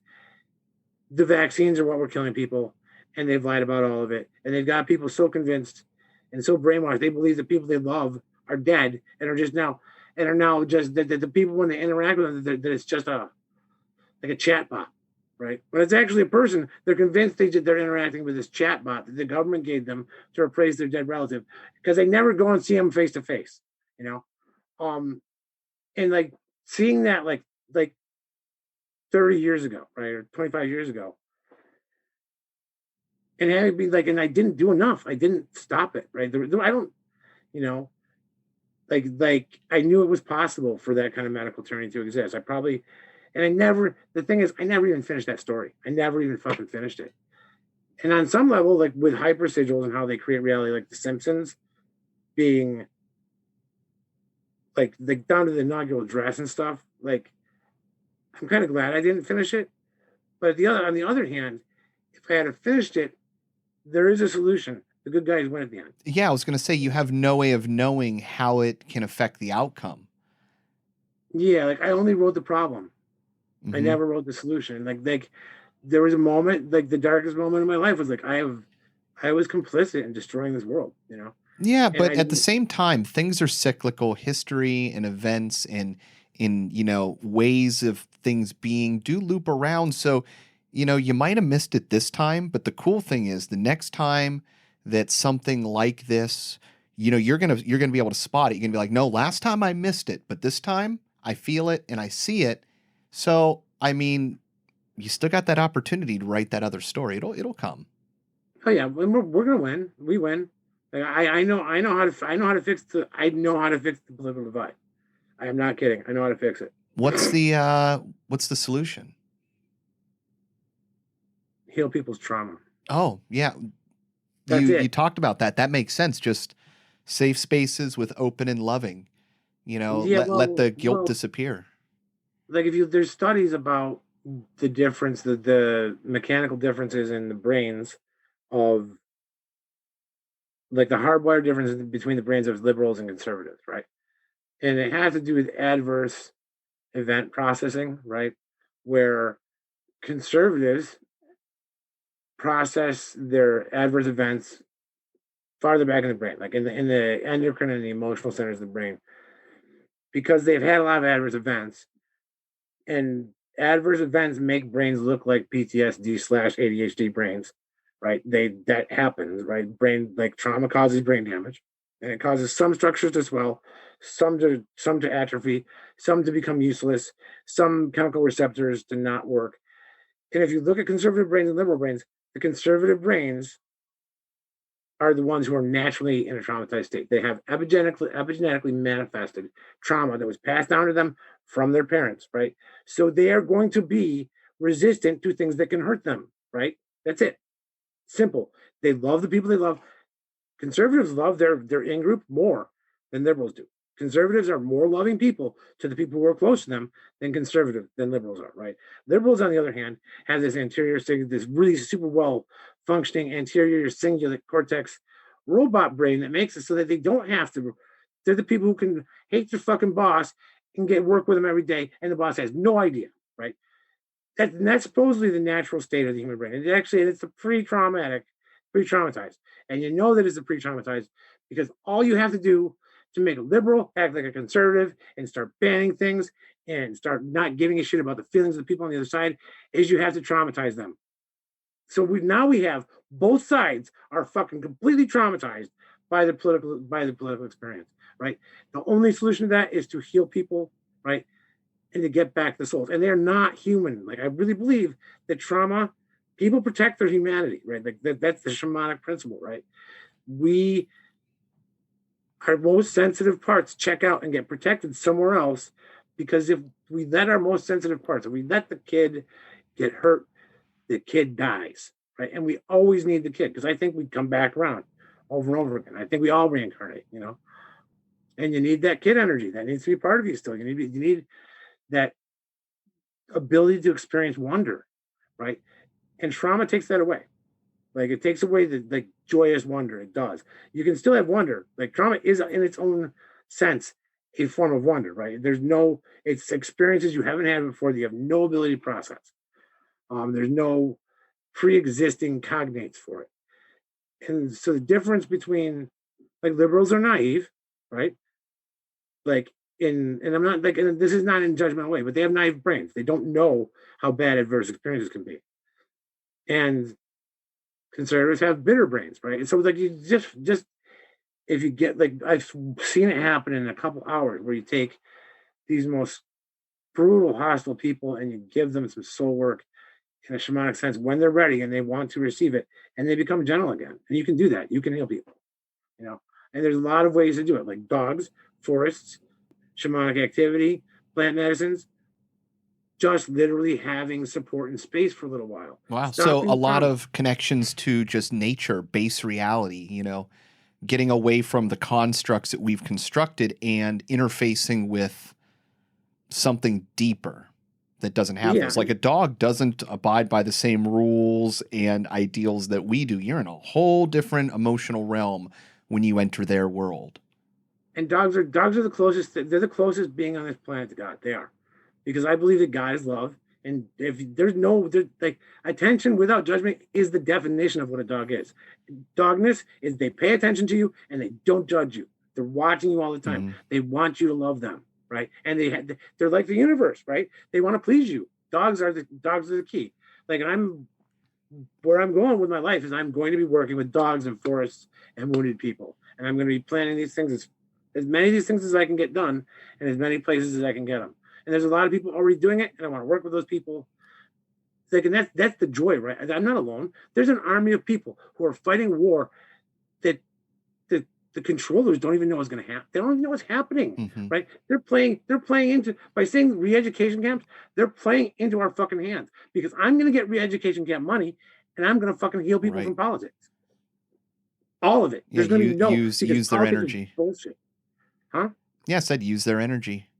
Yeah, see, and I kind of like the way that you've been, talking it. It reminds me of, I kind of have an animistic view of the world where everything is alive, including thoughts and ideas, and everything's evolving. And so it's this idea that you could get, a virus in the same way that a computer could get. And, thoughts and ideas can propagate in good thoughts and bad. So, I'm constantly with this that, somebody could get some bad programming. What are their experiences? What have they been exposed to? And when I start to see it that way, I can completely understand how, like you said, some people, need to get healed. And there's these tools for kind of reintroducing, better software so that they can go, oh, now I see, you more of the story. I think, like, right now, everybody needs to be focused on healing all the time. Like, that's actually, if I have any rituals, back to that question, if I have any rituals, it's give myself as much time as I need mm-hmm. to maintain my mental stability. Like, literally, if it takes me 3 days of being by myself, I will give myself that, even if it means I have to go sit in my car rather than be negative around my kids, right? I am shitty when I'm alone. I try not to bring that around people. So that's sort of my daily ritual, is like whatever it takes. And that's the thing that we as a society need to understand, right? Like, if there's one thing people don't fucking get, it's whatever it takes, right? Those words, people understand it. Like, they don't understand it. And if we could just understand that the only way we get better is by everybody doing whatever it takes to get better, right? Everybody. Like, and that means this is disidentifying with every part of the conflict. Like, because like they get to us that way, right? They get to us by getting this to identify with things that aren't us, and with things that aren't human even, right? Like, sports is identification with a set of arbitrary rules with some fucking air inside of a fucking piece of pigskin, right? What does that have to do with reality? People fight over that shit. People get angry. People feel shame when their team doesn't make it to the championship. What the fuck? Like, how much that's not, that we have to all be healing all the time, because it's and I get it. I understand sports. I do. I understand the feeling of being behind a team and having some bullshit fucking feeling of like unity, right? I get it. I understand. We're tribal. We're built for that, right? Because we have to be surrounded by people. But there's no room anymore. Like, there's no room for that bullshit. There's no room to be like, my tribe's better than your tribe and you're a bad person. There's none of that. There's no room. And I'm sick of it. I've done it, right? I started as a LARP, become like the funny thing is I started becoming sort of a conservative conspiracy theorist around the time I started listening to Grand America 4 or 5 years ago as a LARP, right? Like literally there's a Facebook post where I say, I'm gonna be acting like a conservative until I understand them. This is a LARP. I'm gonna be an asshole to liberals, right? I posted it. Because at that time it was actually true. The thing is, I've gone like both sides because I was a liberal and I realized I was judging people. So I'm like, I'm going to go to the other side and see what's on the other side. And what I realized is that both sides are fucked, right? They're just both completely programmed. It's all just about the way that you manage. We're trained animals, you know. We're just trained animals. We're responding to like the dinner bell with on big, huge, important emotional issues. Couldn't agree more. What quality do you most admire in a man and why? The ability to admit fault. That's it. That's rare. Like to be like, I was wrong, I'm sorry. And to be contrite about it, right? To really get it. And the reason I admire it is because I have tried really hard to develop it. And it was the hardest thing to develop because especially with where I was from. Because I was raised to be a cocky, bullshitting, fucking lying piece of shit who distracted from the sick behaviors of my family, you know? And until I figured out how to like really, and that's why I think everybody needs to at least do a quick run through a 12-step process, right? Because they teach you how to be accountable and how to make amends and when it's appropriate to make amends, right? Because like the only way you can be free from the past is to repair it, right? To repair the damage you did. Otherwise, you get trauma is this bond that keeps you in the moment with the person that traumatized you. Like you and that person have this. You're stuck in time. That's always going on. Like it becomes addicting too, doesn't it? Yeah, and your life forces get bound up with each other, right? And you can actually feed off each other, and you get a different thing, you know. And admitting fault. That's it. And that goes into honesty, integrity, and freedom. But without the ability to be wrong, right? And like Darren from Grinnan Barrett said something like, "The most important right you have is your right to be wrong." Like I like that was like I give him shit sometimes. That fucking guy's a genius. He's a wizard. That's one of the most brilliant things I've ever heard. And just how simple it was. You know, I give him shit, but I still respect the crap out of him because he's right. Like we all without that, we start covering up and we start, you know, justifying, right? And if you can just be wrong, right, and say like, and not have everyone come down on top of you, because like the first 2 times that a person's wrong, they're gonna come down on top of them. And if you're in the wrong, like that's a good way. That's a good indication of whether you're around the right people, because if you admit to wrongness, right, to having made a mistake, and people come down on you for it, and are like, yeah, that sucks. Like it sucks. Like we're sorry that you were wrong, right? It hurts to be wrong because no one wants to be wrong, right? A person who admits to being wrong is admitting vulnerability. You gotta fucking chill out and let them be wrong, you know. We dig our graves with stubbornness, with this inability, this unwillingness to be wrong, right? It's why the left can't let go of this idea of Biden and Harris, right? Like this idea of these fucking jailers, right? Like the Black Lives Matter here, right? There's a reason for those riots, right? Black people see cops 5 times as much as white people, right? And we have like, if you look at it statistically, once you're in the presence of the cop, your chances of survival are the same. But there's a chance you're going to die. And if it's happening to one entire group of people 5 times more than it is to another group, those people are going to die in that circumstance at 5 times the rate across the population, right? I have friends I have like black friends, like for real, driving while black, real thing. That it even has to be said is ridiculous. Now, the problem is, right, when you let a bunch of fucking communists trained by Soros, right? Who one of whom was a fucking terrorist who shot a fucking like who shot a cop and two guys to get money out of an armored car, right? A person who had no respect for life, and you let the person run the finances of the organization that co-ops that, right? You have to be able to say we're wrong, right? This the way we're like we're wrong for backing those guys, right? Like, so let's kill that movement. Let's kill that organization and make Black Lives Really Matter or something. Make like reestablish it and don't let it be co-opted. Because if you can't be wrong, you can't eliminate the people who co-opt your position, right? Does that make sense? Yeah. Yeah, I don't know. So there you go. Who were and or are your role models and why? I have a hard time. Like, I had role models when I was a kid. When I was younger, like my martial arts teachers were my role models. As I got older, it was always somebody like that, somebody who had a skill that I wanted. And I looked like I'm like, wow, that person's a hero. And then inevitably, right, they fail. Right, people fail. Right, like especially like people. If you put like that's the easiest way to like get hurt by a person is to put them on a pedestal because you're just setting them up to fall on you. You know. So role models, It's okay if you don't have any. You know, there's always, you know, there's an edge to a role model that can have a negative aspect. So, you know, I've kind of, you know, in the same way I have my role models have shifted throughout my life. They're certainly not what they used to be because I realized what I used to think was a role model isn't and shouldn't be. Okay, so you want to know honestly? Yeah. Like, one of my role models is my son. Awesome.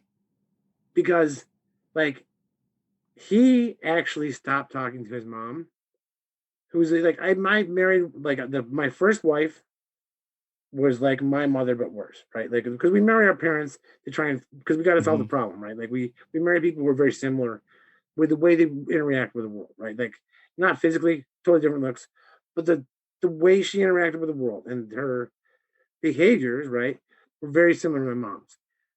My son cut his mom off on his 18th birthday. And he has not talked to her yet. And he's just stubborn about it. And I fucking love him for it because, like, I'm still talking to my mom and she hurts me every time. So this like fucking 18-year-old kid has more resolve than a guy who's got 50 years of being treated like shit. That's one place he's a role model, right? But it's more like I'll find like a model for a behavior. That's like fascinating though, because if you raised him and taught him to be that way, and then you see it reflected and he's your role model, I mean, it's a testament to you. Well, it's not just that. He's wired like he's wired a little more extremely in some ways than I am. Like he has vaccine injuries, right? He's a super high functioning, super normal appearing person who has pretty severe autistic spectrum disorder in a lot of ways. Like the sound of like power tools actually hurts him.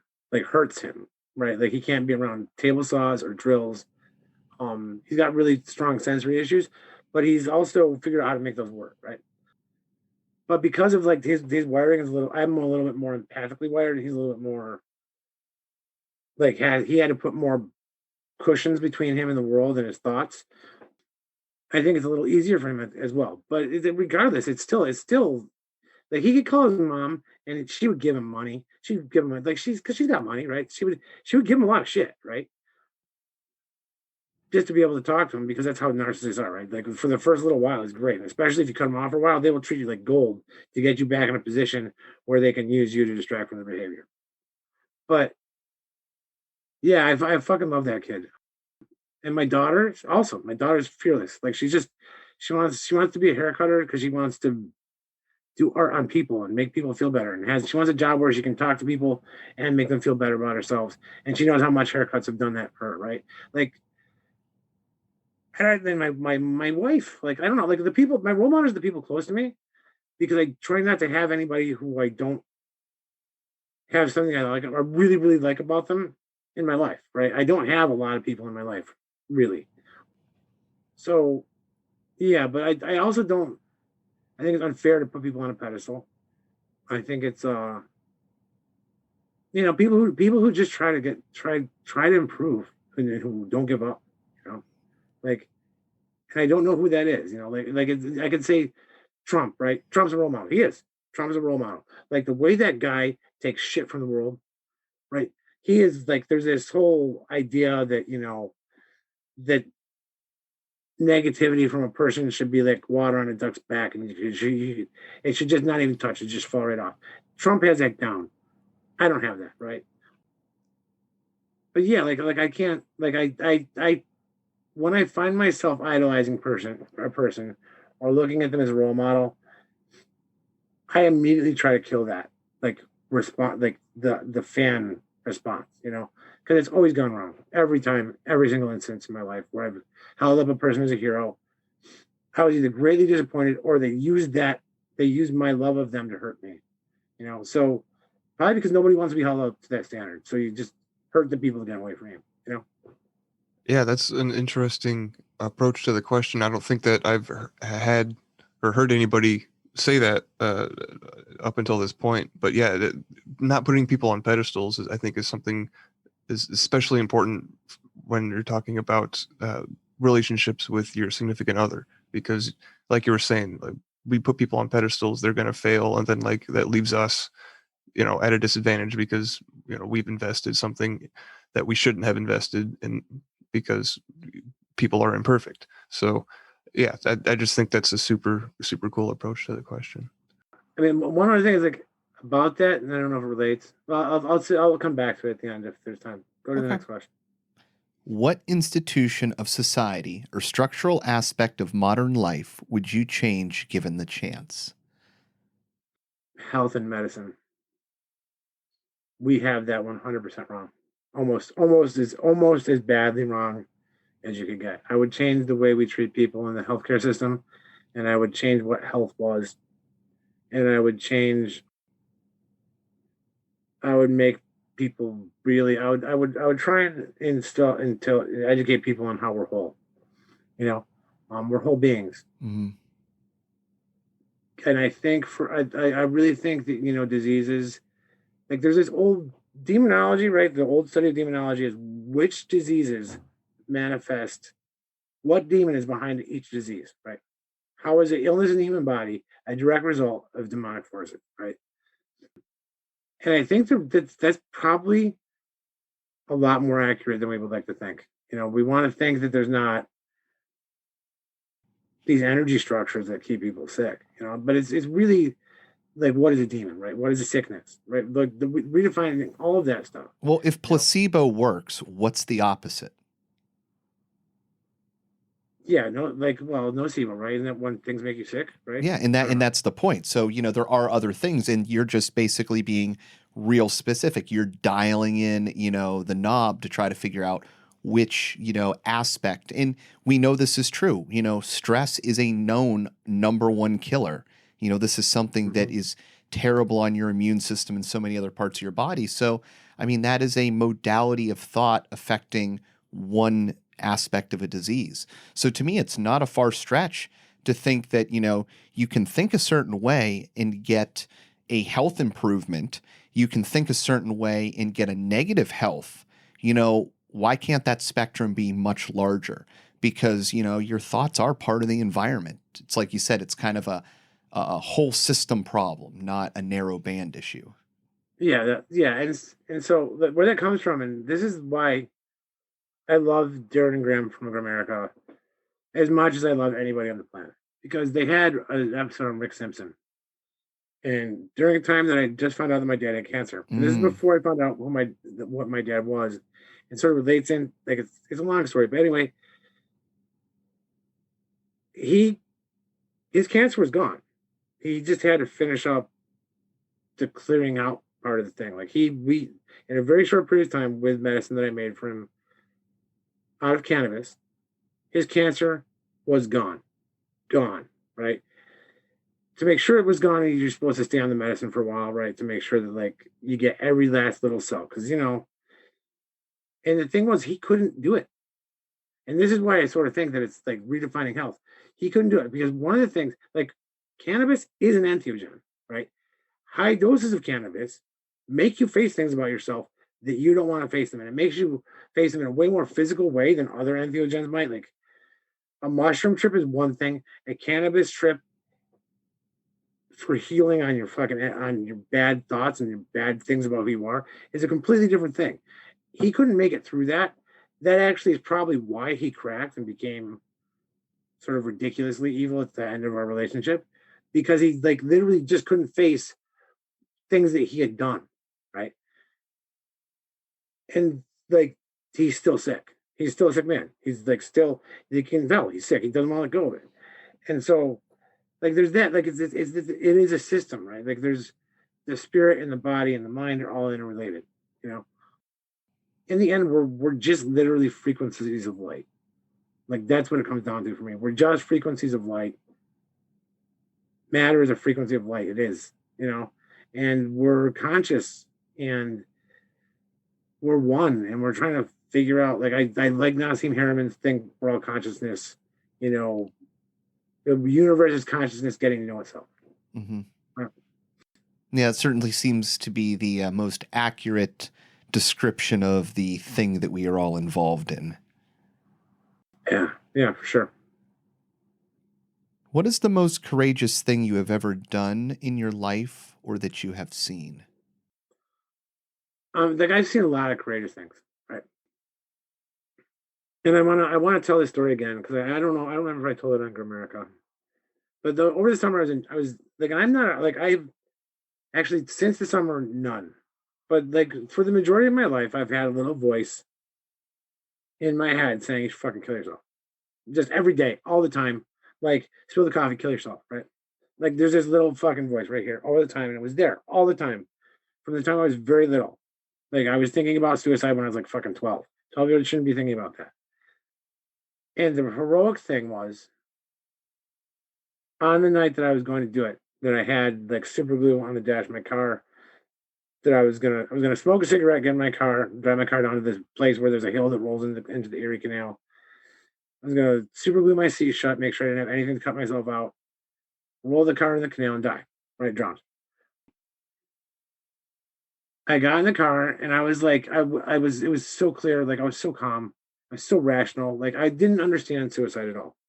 Because the thing about suicide is when you finally make the decision, it feels better, right? It just fucking feels better, right? Like it's over, cool, right? It's like you can, it's like taking a leak, right? Like and I do not want to recommend anybody does suicide, right?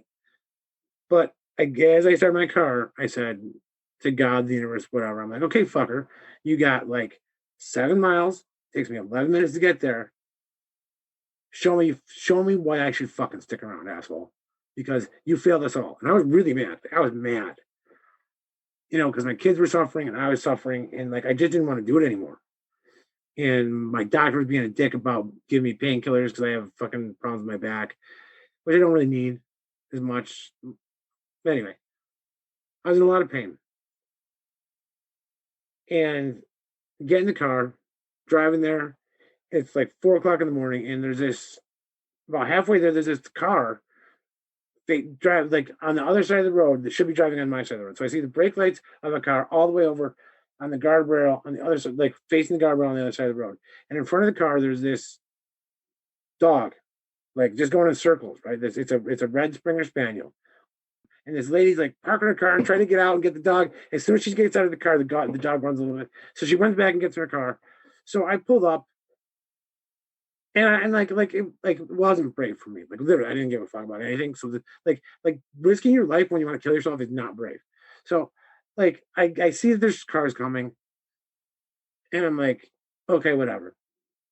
And I get out of the car and I run up and I'm like, is that your dog? And she's like, no. I'm like, okay, well, I'll block traffic. You do whatever you have to do to get that fucking dog because there's semis coming. And it's like the first line of semis down this road. The semis start rolling 5 o'clock in the morning to 8 o'clock at night, every night. Every other thing is a semi going over the speed limit. You know, and it's like a little turning, road. On one side, there's a hill you can't climb. On the other side of the road, There's a swamp on the other side of a guardrail. There's no place for this dog to go. And it was around the time of 4th of July. So the dog had been spooked probably by fireworks and couldn't find its way home. That's normally when dogs, 4th of July fireworks is the main reason dogs run away. I think people should be more sensitive to that, but whatever. Like fireworks are also fun, so I get both sides of it, but maybe make sure there's no dogs in your neighborhood that are getting freaked out. Talk to your neighbors, whatever. Anyway, so I get out of my car and this fucking semi is not like they're not slowing down. I can see them. Like the lights are barreling down on us. So I get out of my car and I flash. I'm like, fuck it. This is it. This is how I get to die. I get to die seeing dogs. That's fucking awesome. I run with my fucking flashlight. I'm like, slow down, motherfucker. And point. I can see this like really powerful flashlight lighting up the guy's face. I know he sees me, right? And finally I hear his fucking earbuds. Come on, right? The fucking semi stops like 3 feet in front of me. And that's not what was brave. What was brave is that little fucking dog was right next to me when I fucking went for that semi. It fucking barks. It goes, woof, hit the fucking semi. He probably thought it stopped for him. Huh? He probably thought it stopped for him. He thought he was saving my life. Maybe he was in the mode. He was staring it down. Like, wants the door to open and, oh my God, it stopped. I was like, you dumb fucking dog, I gotta save your life. And he's like, you dumb fucking human, I gotta save your life. And we charged this. And I didn't know the dog was there, right? I thought the lady had it in her car. That's awesome. And it literally changed what I want to do in my life. Like everything I want to do in my life is about that now. Because the thing that we rescues us, right? That's why you should be a hero. So you got a pretty big spirit animal visit there.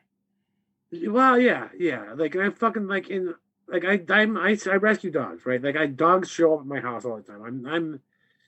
I'm the dog whisperer. People I'm really good with them. I love them. They get me. We're like whatever. Like I'm really like it's what I do. But the thing was, it was easy, and I have dogs, right? And I was still gonna kill myself. The thing was like, what we rescues us. That was the lesson that I didn't fucking for whatever reason I never got it, right? Not that level. And it changed what I want to do in my life. It's why I want to have this land. I want to help people with their trauma because I need those fuckers. I need all the wounded people on my side. Like I need those people who are wounded and hate themselves to fucking come to not hate themselves because I need them. We all need them. We need each other. You're wounded healers. Isn't that the Ophiuchus archetype, I think? Yeah. Like that's the human race. The human race is a race of wounded healers who are gardeners, and we need to get back to that. What does it mean to be a man in today's world? A man or man? There's a difference. Yeah, it's written as a man, but it's kind of an ambiguous question. What does it mean to be a man or a man? You know what? I gotta find a tissue? I'll be right back. Yeah, that's fine. We got a moment. No problem. Yeah, I'm long-winded. I'm sorry. I feel like. No, don't apologize. We have no time limit on the show, so I I'm not in a rush. So I appreciate you guys listening. And what's really cool about this show too is it's kind of an opportunity for people that listen to you and have heard you in other venues to kind of get a more deeper introspective view of you. So it's, a nice avenue for, people to just see you at a different angle that you're not normally seen. So it's a nice open format for that. Yeah, I like that. That's cool. I mean, because I don't if I have a product, it's me, right? It's like that I'm there, and I was really like, the last time when I was in Grimerica, like a couple of people contacted me about things that I could maybe help them with. And I loved that. That made me so happy. Those are amazing connections. Yeah, great. Yeah. Listen, if there's one thing Darren is good at, it's bringing energies and people and things together. He's a great way of building things with people and energy. And I don't know how he does it. He's really good. I'm in constant admiration. It's why I'm here. It's why I'm a podcaster. Well, yeah, and I should have been a podcaster forever ago, but I was like, there's all these guys who are better than me. That I don't need to do that. There's another thing I'm supposed to do. But yeah, the stuff that's come out of Grimerica, like Brothers There's a Serpent, you guys, there's a couple other podcasts too, and I can't think of what they are, but it's amazing. Yep, Cruising with Steak. Yeah. It's an amazing community. Like, and I want that's my nation. That's the community I want to keep building. I want, I want to be part of that. That's the future, man. Like, people like us make it happen. Yeah, we're trying to build the community. Yeah, for sure. So, I mean, I don't know if I asked you for a biography to put in the show notes, but when you send that over, put your contact information in there too, if you want people to reach out to you after listening to the show. Cool. Yeah, like, and I'll put in like the art, whatever websites I'm going to actually have active. I'll put those in there too. Awesome. Because there's a couple. So next question. Yeah. What does it mean to be a man in today's world? The ambiguous question that's a man or a man. It's, it's kind of open-ended. Well, I think I love, like, I'm a sort of a common law dude, right? Like, I love the idea of common law because it is a form of shamanism, right? It's a way of making wounded people whole. There's like a lot of movement towards that, right? And it was I believe that the English common law was put into place by English shamans, right? English people who work with the spirits of the land and who actually were probably ex-druids or ex-other kind of wise folk who kept the medicine and kept healing going. So man, right, has been turned into, in general, an insult, right? So it's tough to be man or a man, right? Like, that's because, like, people always push the problem on, like, the biggest, most powerful group, right? That's how, if you're a destabilizing force that wants to be able to extract resources from a group, you attack the strongest in that group, right? And as far as violence, men are obviously have the greatest potential for violence, for actual physical violence. But it's tough to be a man, right? It's tough. It's like, I don't think it's any different than it's ever been. I just think that there's less recognition for good ones, right? I think all the rules still apply. Like, don't hurt people weaker than you. Don't abuse women. Don't abuse, protect the weak. Take care of kids and dogs. Like, if you can help somebody, help them, right? Those are all, like, all the classical ideas of, like, the chivalrous man, I think still 100% apply. I just think there's the added thing now that no matter what you do, there's a chance that somebody's going to come after you and try and fucking destroy your life, your livelihood, and your relationships with the people around you for doing it. And that's tough, right? Like, it's to be a man is to be a member of the most vulnerable group in our society because they want to extract wealth from the people who have it. I don't think it's a whole lot different. And I'm not whining about victimhood, right? Like, honestly, like, the reason people got scared about the Capitol is because they saw some men being men, right? Like, that's because if the men in this country decide that we're not going to tolerate fucking bullshit anymore, right? We're not going to tolerate, like, liberalism and intersectionalism and, like, trying to chop up the human pie in all these pieces, and we decide we want to have one humanity again, we can make it happen, right? We can make it happen through force. We're not. Like, that's the thing. That's the thing. That's what all these fucking, like, leftist movements don't get, is we have not used force in the 100 fucking years, right? Men, black men, especially white men, have not used force to do anything socially in the West in over 100 years, and we're not going to, right? So it's this idea that, like, we are the people with a big stick, right? But we've decided that we're not going to do that because the only way we all make it to the end is if we don't use force to make people comply. So I don't know what it means to be a man. I think it means be good, take the shots, be the strongest because we are, right? Be the most honest because we are. Be the center of the family because we are. We always have been, right?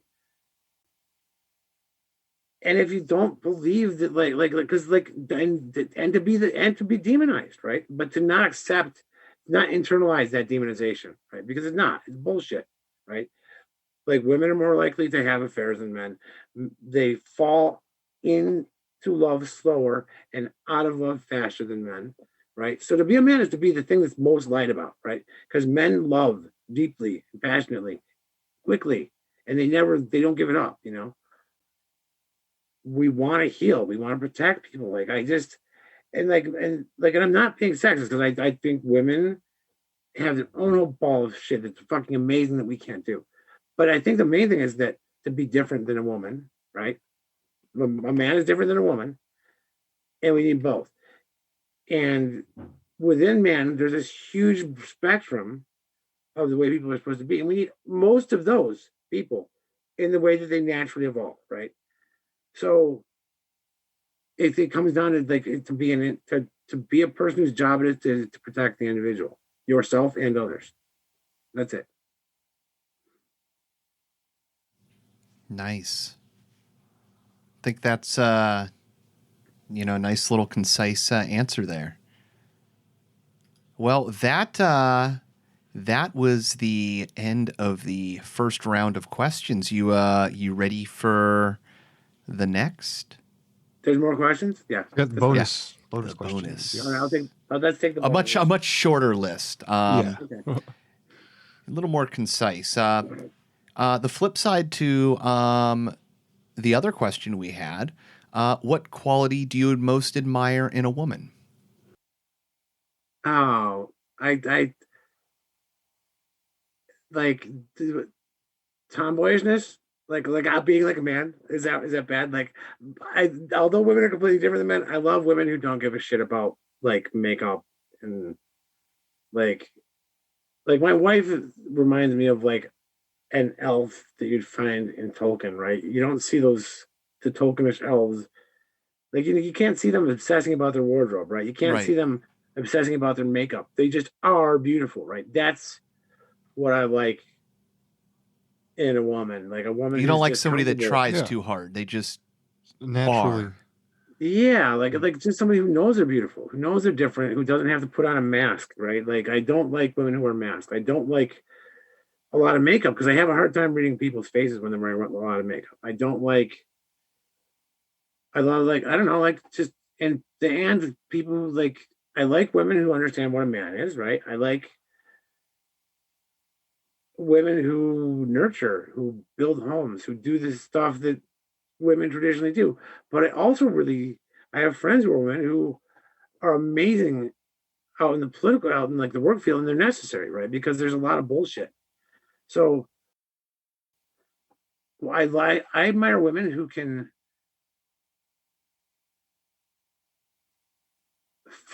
without fear pursue either role, any role they want to pursue, right? That's cool for me. Like, you want to be in the workplace, be in the workplace. You want to be at home, be at home. You want to be a mom, be a mom. Like I like people who don't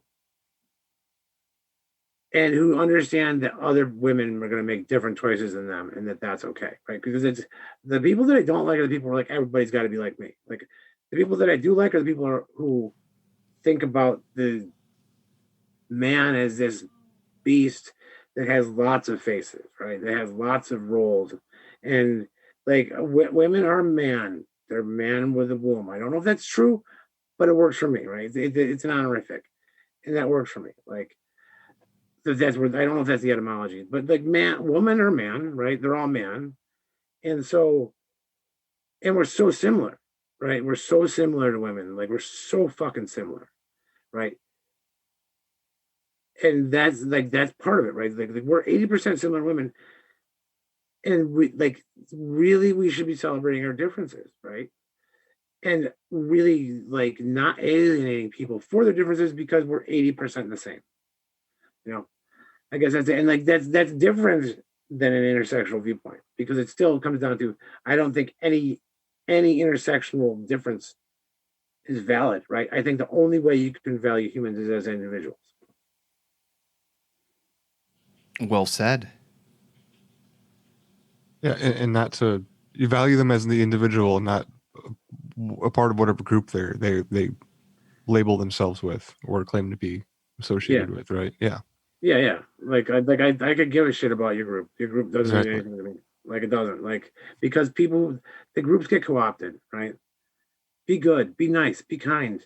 Like don't hurt people if you don't have to, right? Be gentle in the world and give what you can, right? Like it's just like honestly, people who really live Christian values, I fucking love. There are very few people who really live Christian values, right? And to the point where I believe in Christian values. I believe in them. I do.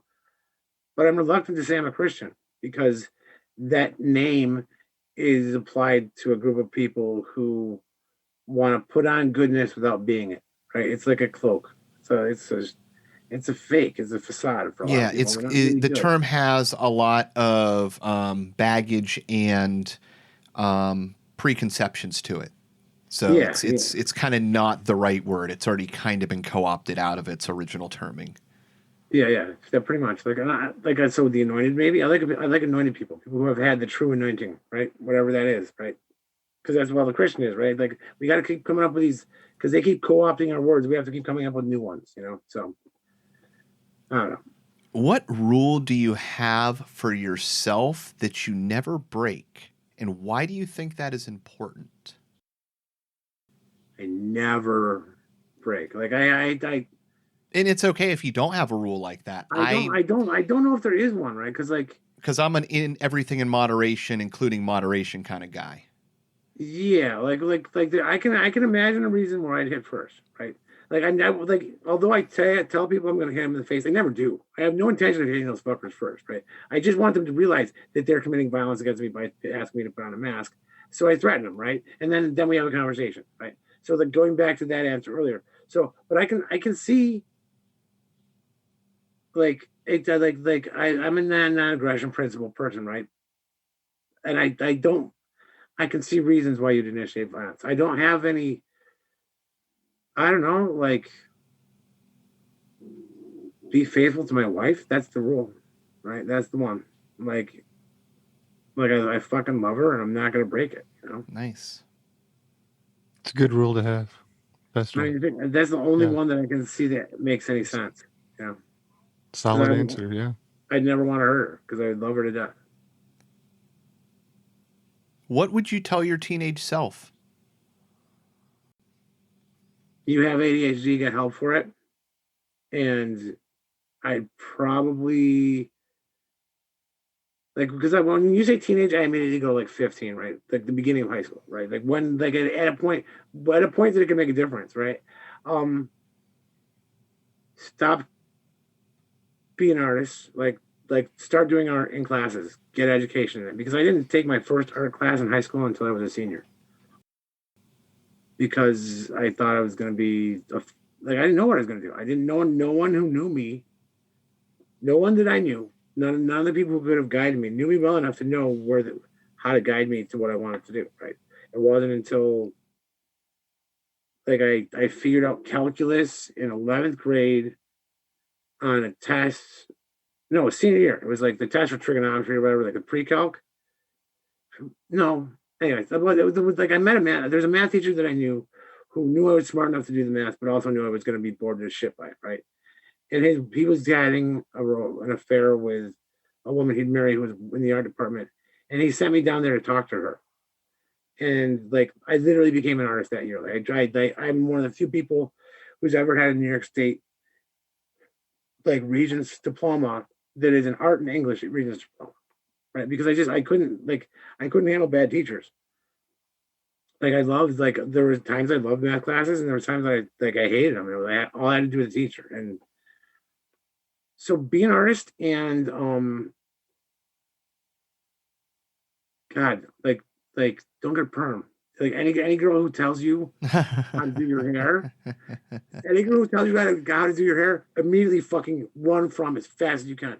Because I got a perm when I was going to England at 15 because my girlfriend wanted me to. And it was it's the most embarrassing moment, the perm. There we go. I had to answer another one. That was my most embarrassing moment. The fact that I let a girl convince me to get a perm. And I will give you a picture of how bad that was for your show notes. So love makes you do strange things. Yeah.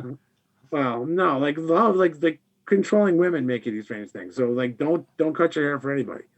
Anybody who wants to change something that's fundamental to your identity, just leave. They don't need to be part of you because it's never going to work. and they're never going to be happy, and you're never going to change. So, Oh, well said. Yeah. Well, if the worst thing that's affected is your hair, you got out lucky. You can just shave it off and start the long yeah, process of starting over. yeah. Well, I liked at one point, like when like this much of the perm, right? Like a little tiny bit had grown out. It was like that long, and I had like these soft locks. That was the best. That was my favorite hair that I've had in my entire life. I loved that hair because I had a little bit of, because my hair is like pin straight, so it was nice to have like a little bit of wave for a little while, but it was not worth the juice was not worth the squeeze. It was not worth it. It was bad. Like I could have been cool in England, and I had a perm. Yeah. What turned you on creatively, spiritually, or emotionally? Honesty and vulnerability, and like people, like the process. I love all that. I like the process. Like I like, because I'm happy as an artist, even if I don't succeed, which is part of the reason I don't chase like the monetary success. So the process like turns me on. Like I like the process of doing art. I like the process of growing. I like the process, you know. Yeah. You're on the journey. You know, you're not paying attention to the pinpoint on the map that's your supposed end. Yeah, because I am friends with stupidly successful people. Well, I used to be friends. Most of them don't want to be my friend anymore because they don't read my Facebook posts, and they didn't listen to me when I told them that I was LARPing about Trump, because I was a little bit overboard on liking Trump. And now, because I was overboard, when I talk about his strengths, they think I'm fucking some Trump fanatic, whatever. So, and there was a point, like during this election, there was a point where like I was actually fucking angry at anybody who voted for Biden because I could not believe how. Anyway, but that didn't mean I'm overboard for Trump. There was, I wish we had options, but there was a clear black and white better and worse option. That's all I'm gonna say. But yeah, like I know people who are wildly successful, right? Like super successful people, and they don't seem very happy. Like they don't seem very happy, and they don't seem very good, right? Because like I've had I had a pretty fucking rough life, and like most of my really successful friends, you know, cut me off and abandoned me and don't really want to talk to me until I have success, right? And then they'll all be back in my life because I'm going to have stupid success when I do. And like, it's, you know, fucking reach out to your friends who are the losers. Like, reach out to them. And if they're if there's something they're doing that's making them a loser, tell them, right? Like, and if they're going to keep being a loser, it's fine. But just still reach out to them, you know? Like, if you got a fucking $1 million and you know a guy's about to lose his house because he's a fucking loser, help him. Like just help people, right? Because I've been on the bottom over and over and over again, and I always help people. Like maybe my problem is that I help people. Right? I always help people with all their problems. If I have money, whatever, because like I love it. Like I love that too. I love that creativity can help me help people because helping people is their own reward. Because then they want to help you. Like there's that thing, you know, like that cycle of like goodness, like in creativity. Like I think it involves people. I don't know. I think that's it though. What is your single greatest driving force in life, and how do you further it? I've had to change it because it used to be making other people happy, right? I was big, like people pleasing is like one of the most harmful things you can do. Like you have to be able to say, yeah, fuck you. Now my driving force is see how much fun I can have playing the game, right? How much fun, like how many synchronistic magical things can I make happen in my life? You know, like how many times can I say, and how can I share that with people to give them back a desire to live, like a desire to really take chances and challenge themselves and grow, right? That's the thing. Like how far can I take it? Like that's what can I make happen? Like that's it. It's just about, it's simply that. Like how many people can I help? How many synchros? How much can I prove that there's magic? Really, you know? I like it. It's kind of like a gamification view of reality that, you know, hey, I want to try to just, you know, flip all the extra switches and, you know, get all the bells and whistles going because I can, and I can prove it, and I can get more people, you know, into this same pattern. And You know, if you can do that, then you can really start affecting the overall morality. You know, you said it earlier, you know, we are group beings. You know, you, me, the humans as a species are a collective something. You know, just like the gut makes up our stomach, our organs make up our body, we make up this larger entity. Yeah. Yeah. And I think, you know, Trump lost because his memesters stopped having fun. Really, that's it. Because the magicians that were powering Trump's rise to power stopped having fun, and they started feeling like they needed him. They didn't need him, right? They don't need him. We don't need anybody. Like we don't need somebody on the top. We pretty much need to have nobody at the top, right? We need to rise, right? Like it's like all of us together. And if somebody's being shitty with resources, right? They need to like, and like so. And this is where like I don't want violence. But how do you fucking stop a psychopathic murdering regime that is willing to fucking do anything to any human being to get their way? How do you stop that, right? And like I think like the magically is the only way I can think of where you might be able to like literally make them, you know, get their own just desserts. Like step back, you know, like I don't know. Like I don't know. Like I like that, but it is a game. Like the universe is a game. It likes to play with you. It likes to be enjoyed. Like I can't like it, and I know this because I'm more successful when I'm enjoying it. Right? Things are easy. Like if I can't even I don't even talk. Like my life is a constant synchro. Where lately I have been saying I want this and it shows up. Right? And I'm being very careful about it because I have fucked myself with that in the past, right? I've gotten myself obligated to things, but when I was manifesting more. But now I've been careful about my thoughts. I've been careful about my words. I'm not beating the shit out of myself. So I'm just like, it's fun. It is fun, man. Like you just got to figure out what you want. You have to ask for it, and you have to ask for it in a way where, because, like literally, like every once in a while, Jane's Addiction, who are sort of shitty people, but they occasionally have like we were talking about songs that get stuck in your head. Like they saved me, right? They saved me when I was a kid and fucking a loser in California, was taking too many drugs and hanging out with bad people. But they saved me, like because there was a truth and a beauty and a magic in their stuff. And then they saved me again not that long ago because they have a song Just Because, right?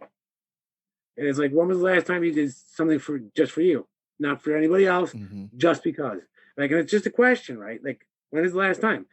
And it was a question I needed to hear. Like, and I think we all need to hear that once in a while. We all need to know that it's okay to do things just because. What do you choose to ignore? Aggression from people who are just emotionally uncomfortable. I ignore people who are having fits. I don't give them any energy for it. Like, because I live in a house full of neurodivergent people. Right, we're all neurodivergent. My wife has a completely different form of ADHD than I do.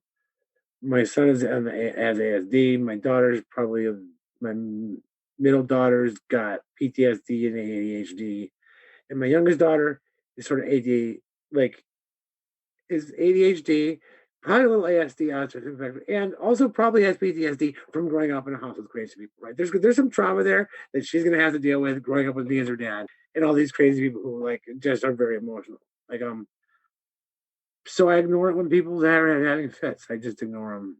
Like it's like because if you respond to people who are just venting, right, like with aggression, you wreck things, right? And I try to ignore it when I try to. I don't always do it, but like luckily, because I ignore people, they ignore me when I'm having fits. Because I'm not like I'm not a great like I'm not like some perfect guy, right? I fucking have fits. I got a huge fight with my wife last weekend over stupid shit. It was just dumb. It was not worth fighting over. I should have ignored it. I normally do. That day, we had company coming, right? And it's people like that I wanted to like me because they're my son's friends. And I like it's dumb that I'm 50 and I want I wanted my son's friends. I could give a shit what anybody thinks about me, but my son's friends, I want them to like me because like I don't want him to be embarrassed by me, you know.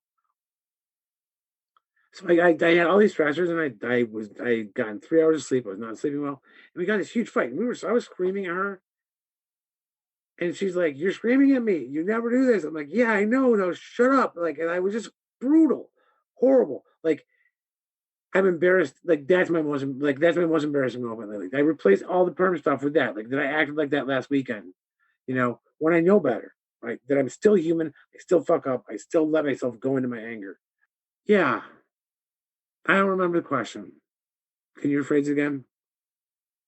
What do you choose to ignore? Oh yeah, when other people act like that towards me, like when other people are just venting, right? Mhm. Like, it's not worth it, because we need space to vent. We need space to fuck up, right? And people, like, you can pay attention to the person and ignore their behavior, right? Like, and there's Yep. some, like, honestly, behaviors I don't like anywhere. I behave because you want to know how to extinct the behavior. Behavior modification 101. To extinct a behavior, ignore it. Like, it makes it go away. It Yeah. does. Like, that's the thing that I Stop learned feeding it. from, yeah, like, just don't feed it. So that's the thing. Things I don't like, and I want to see go away. I That's ignore. beautiful, man. Yeah, I learned that in learning to train cats. That is a huge, huge one, is just not giving anything. Sometimes the Yep, most powerful training you can ever do. and catch people being good, and reward them Yep. a few times, and then do it randomly. Like psychology works, Like, and that's the beauty of living Hmm. in a time of science, And like, what's funny is like if you look at that, and the people at the top want that, like, they know that, right? So all the media and the press for all these shitty behaviors, they want them. So why do they want them? What does it do for them? Yeah. Well, as soon as people start realizing that, you're kind of like a computer and there are ways that you can be manipulated and you can manipulate other people and you can persuade people in very manipulative ways. And, you know, when you understand that there's an interface like that into reality, you start to view things completely differently. And you see the control aspects and, you can kind of see like, oh man, like that person's strings are completely being pulled and they don't even know. Yeah, yeah. Like the reason that people hate Trump is he doesn't play any of those games. Trump doesn't play any of the games that politicians play to Hmm. manipulate people. He just doesn't. He doesn't. He's not. Like, he's not pleasant. He doesn't change his behavior. He doesn't mirror other people. He is 100% Donald Trump all the fucking time. He's not sort of like Donald Trump in the South, right? He's not, because like all the Democrats have a Southern fucking version of the personality. They have a New York City version of the personality. They have a San Francisco version of the personality where they model themselves, right, and mirror the audience that they want to control, because it's basic neurolinguistic programming, right? You mirror people, they will like you. They will do things like you that they don't even know they're doing, right? I can make anybody do three things they would normally do if I go out to coffee with them for half an hour. It's easy, right? Neurolinguistic programming is super simple.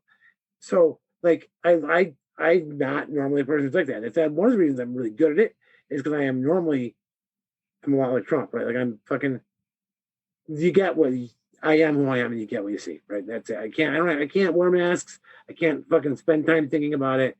Like, I just fucking run my mouth and be who I am. But when I decide I'm going to be sneaky and manipulative, like when I go out to coffee to prove to people that that they're brainwashed, and that it's really easy to make them do things they don't even realize they're doing, Hmm. because I'm so authentic, it slips in way harder. So maybe Trump is really shitty, right? Like, there is a danger in Trump, right? Like, the vaccine thing scares the shit out of me. Like, that's the thing I think it was evil, right? I think it's evil what he did. I think that those fucking vaccines are going to kill off all the politically compliant people with the whole place. And that terrifies me. And I think he let it happen on purpose, because he'd been fucking demonized for like years. He's like, you want a demon? Watch this. You'll have no fucking clue. I'm going to give you what you want, and you're going to fucking kill yourself with it. Because that's how evil works, right? Like, it's that easy to become evil. You give people the thing they want that is also bad for them. You know? Yeah, I don't know. Like, it worries me. Like, I'm worried that, like, I don't like the medical science, like, going, because I've read through all the archives of, like, the Trilateral Commission. Stuff scares the scrap out of me. But anyway, I think that meandered far enough from that question. No, not it doesn't bother me at all in that. I kind of love when we go into the weeds and it's not meandering to me. It's everything's connected. So it's I am, it's an yeah, aspect of, your answer. yeah, like I am that guy, right? Like I am an everything's connected kind of guy. And like honestly, that's part of the reason that was one of the things that I used to get always as a failure when I was teaching English, right? Was that like I would go in these big patterns, right? And like the big pattern would be connected to the big pattern from the day before, because I would set up these. They're like, we want scaffolded meaning. I'm like, okay, I can scaffold meaning, right? So you start like you lay these little facts on and you bring it back in, but that's how my brain works. I can't understand the world without the big pattern. That's part of the CPTSD thing, right? Is you have to spot the danger that comes from living half my life in hypervigilance, right? I see huge patterns and they're real. Like that can point out how they work, right? But it's hard to teach that. And if you're not, you can learn through a pattern like that, but to see it if you're not used to seeing how the patterns work and to understand what's happening is really difficult. And it's not that I'm like superior. I think it would be better if I could make little pie-sized things, right? Rather than like all the ingredients for pie like Right. mixed up in a blender, right? But that's what I do, right? Like take pie, put it in a blender, make it a Slurpee. That's how I think, right? And so you never see the pie, and you may not even see the pattern. But it still tastes like a pie. Yeah, exactly, right. And like you can get the whole taste of the pie from like a little tiny drop rather than having to eat like the perfect bite. All right. Last question. What do you hope people will say at your funeral? Oh my God, I already have a friend who's got the plan. I want people to talk the worst shit about me. I want people to tell outrageous lies, like the worst possible, ridiculous, fucking outrageous lies about me. Like literally, like it's fine. Like I have a friend who's gonna do it. I think it's because there will be a moment where they're like, "Is he fucking serious?" And then like it'll go over the top, and then people will be like, "Oh God, we can fucking beat the shit out of this thing because he left us." And like I saw it on a movie or something where like they just talk shit about a guy at his funeral. Like it was like Irish gangsters or something. Like whoever even fucking liked that guy. What a fucking cocky piece of shit. Like and they just talked about this guy and all his worst qualities. Because I think if you're gonna celebrate a life, you should celebrate the dirt of the life. Because like everybody, like you can go to 20 funerals and hear the same fucking bullshit story from 20 different people, right? Like I want my flaws, right? Like because I want that's how I've tried to live with them in the open. So I hope, right, that when people start talking shit about me, like, oh my God, we know all the bad things about Chris, and then people start making stuff up, and you're like, really? And you're like, no, of course. I just think it would be funny. I'm okay with it. Like I think it's funny I that like that one last group long group joke I in a Yeah. want serious to, yeah, situation when you're never supposed to joke. I want to roast at my funeral. That's what I want. That's the word for it. I want to roast. Like Nice. that's fine. I want people to laugh All right, I'll bring the matches. because I'm really not afraid of that. Right. I'm not.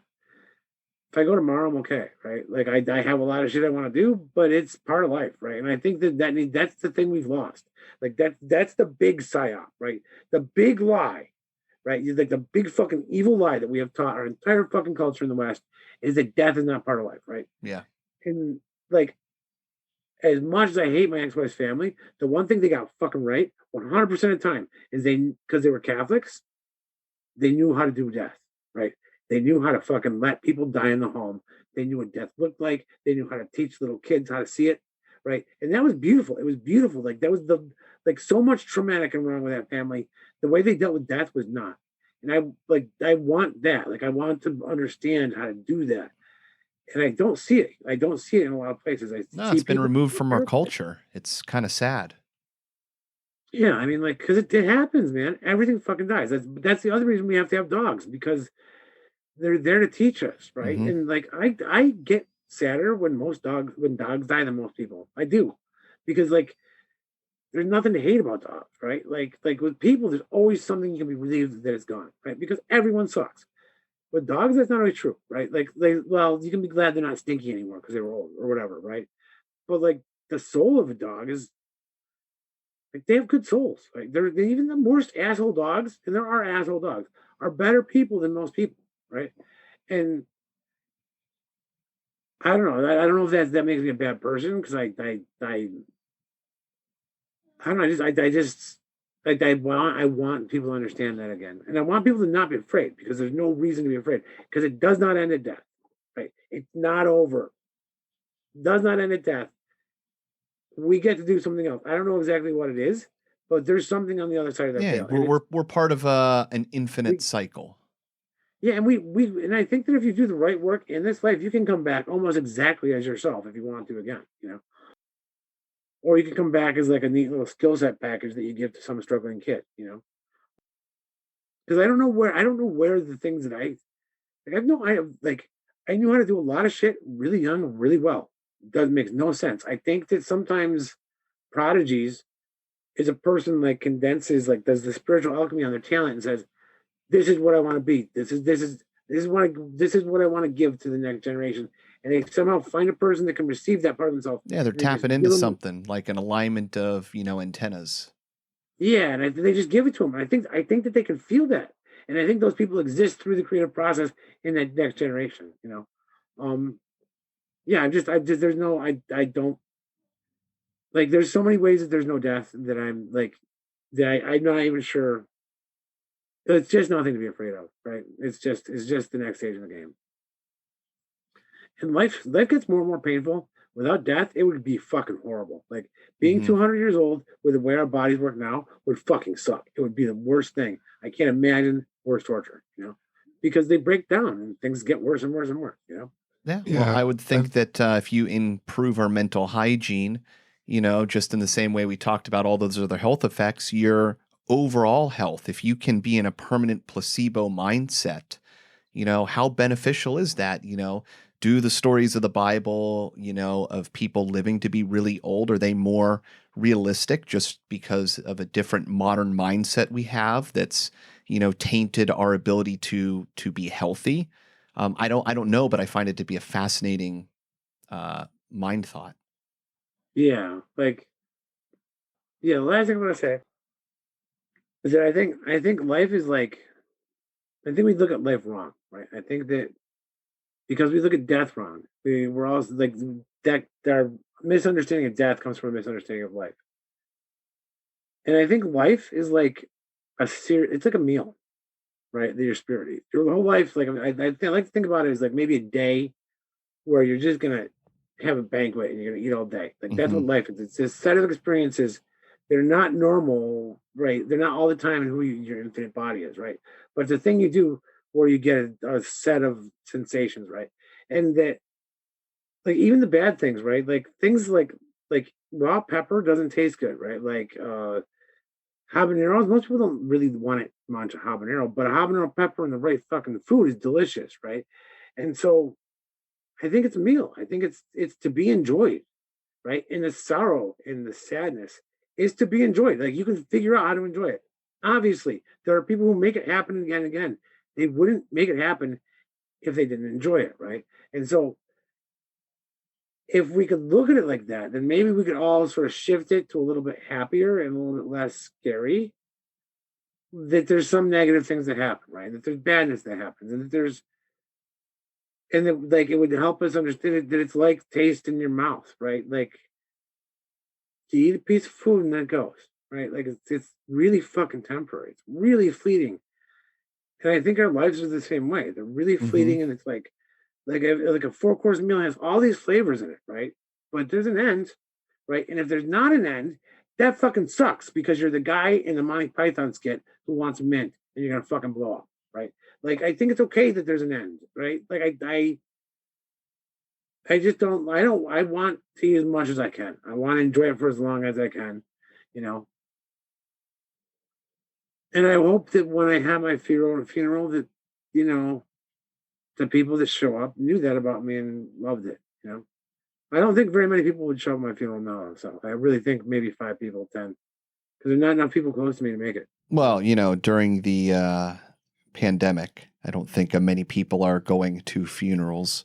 I know a lot of people are not having funerals to begin with, just trying to stave off and hold on until things are, a little more public friendly.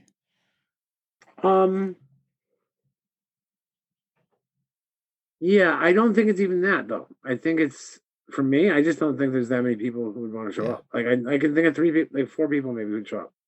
Like from outside of my state. I don't, and I don't have like this extended family. I don't have it. Like because I cut off my family and it sort of left me without like the people. Because most people have like 50 people who show up who don't even want to be there, right? Like they're like, oh, it's my cousin, I gotta go. Like I don't want anybody at my funeral who doesn't want to be there. That's the first thing, Right. right? Like I want people who want to celebrate my life, and I want the people who are there to like each other. And it's like, cool, we have an excuse to get together and hang out. Yeah, I just made. This is weird. Like I needed a pocket watch. Nice. I have no idea where this fucking thing came from. What? Because the one that's in my vest. It just But it appeared? yeah, like I don't know. I might have had it before, but this is the one I normally use, right? And this literally just showed up next to me. Huh. On this fucking chair, and I don't even know where it came from. And it's got a dog and a duck. Anyway, weird. Like I've never. That's not mine. I don't think. But I don't know where it would have come from. We were But just talking about dogs. In pocket, like I need pocket watches because it's part of my. This is like this is the magic outfit, right? So there you go. Pocket watch is part of it. Yeah, I don't know. I think that was a great answer to end on. Definitely another unique approach to the question. Thanks. Like I love this. I love it. I'm like, there's no way I'm gonna be able to talk for an hour and I talk for 3. I'm sorry. No, it's No, fine. don't be sorry. This Yeah. is great. No, I might have made the record. Right? what I is might it, be the longest questions. It might. There's a few other ones that'll give you a run And- for your money on that one, but we'll see. Anybody who knows me will not be surprised. I'm known for being like sort of long-winded. So how was it answering the questions? I'm always kind of interested in,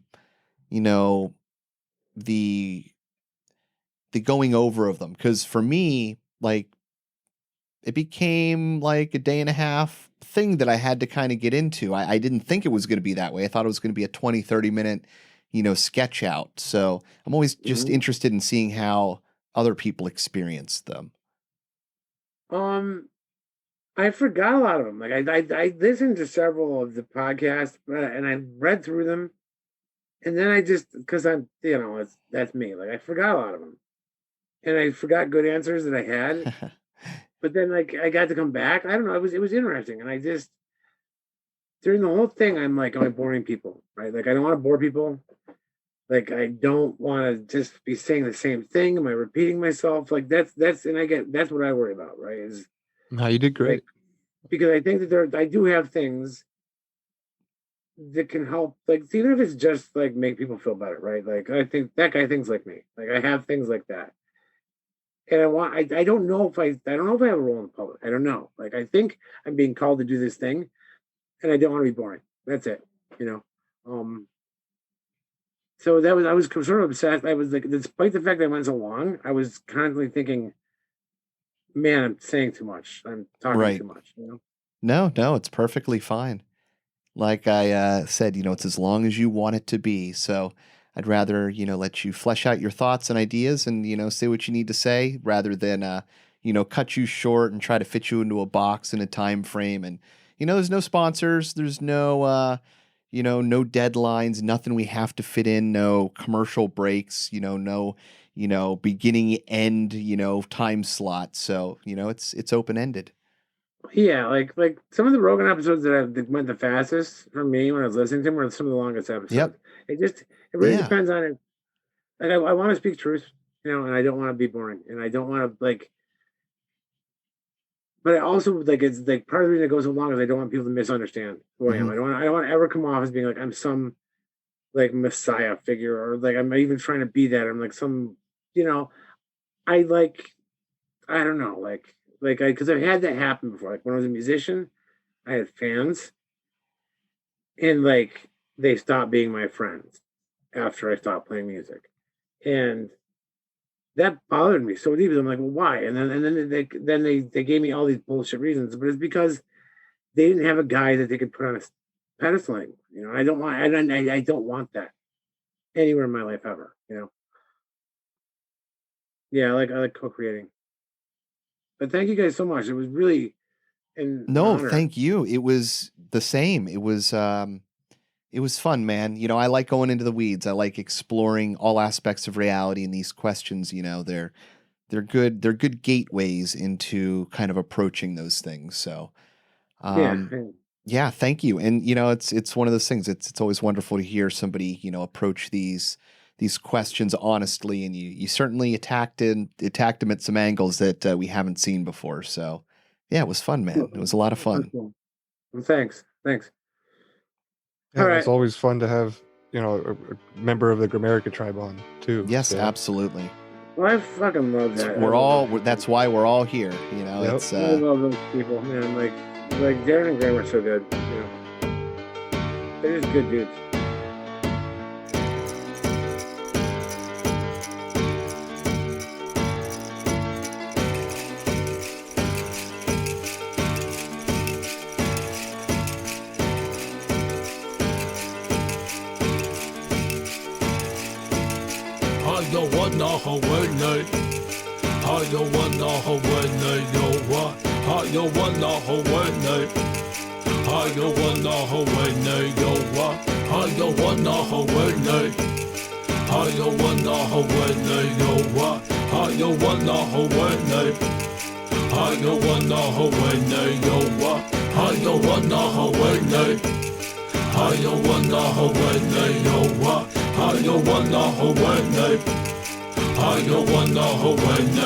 Why is one man rich and another man poor? Why we ain't satisfied? Why we gotta have more? Why your suicide rates on the rest so high?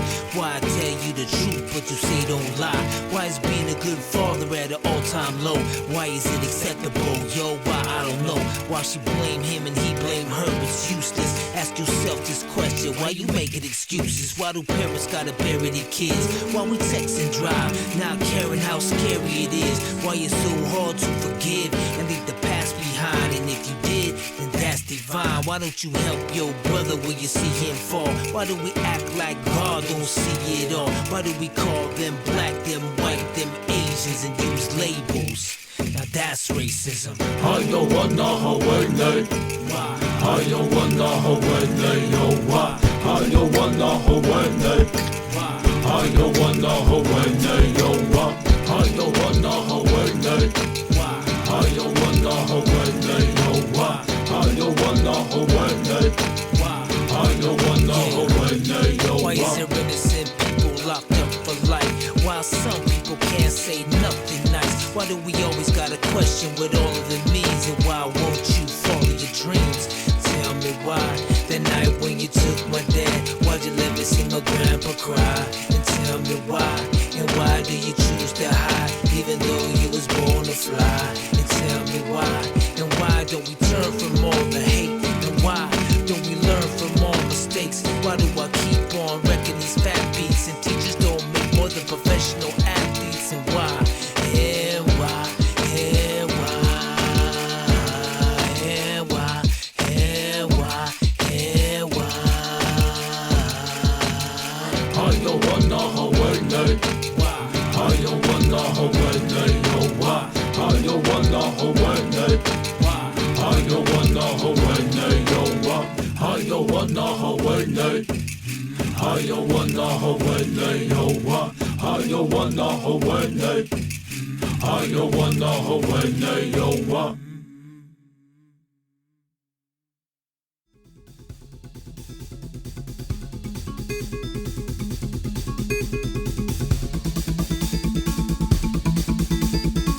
This should be considered entertainment and not therapy. We hope you benefit from our resources available at 13questionspodcast.com. Thank you for listening.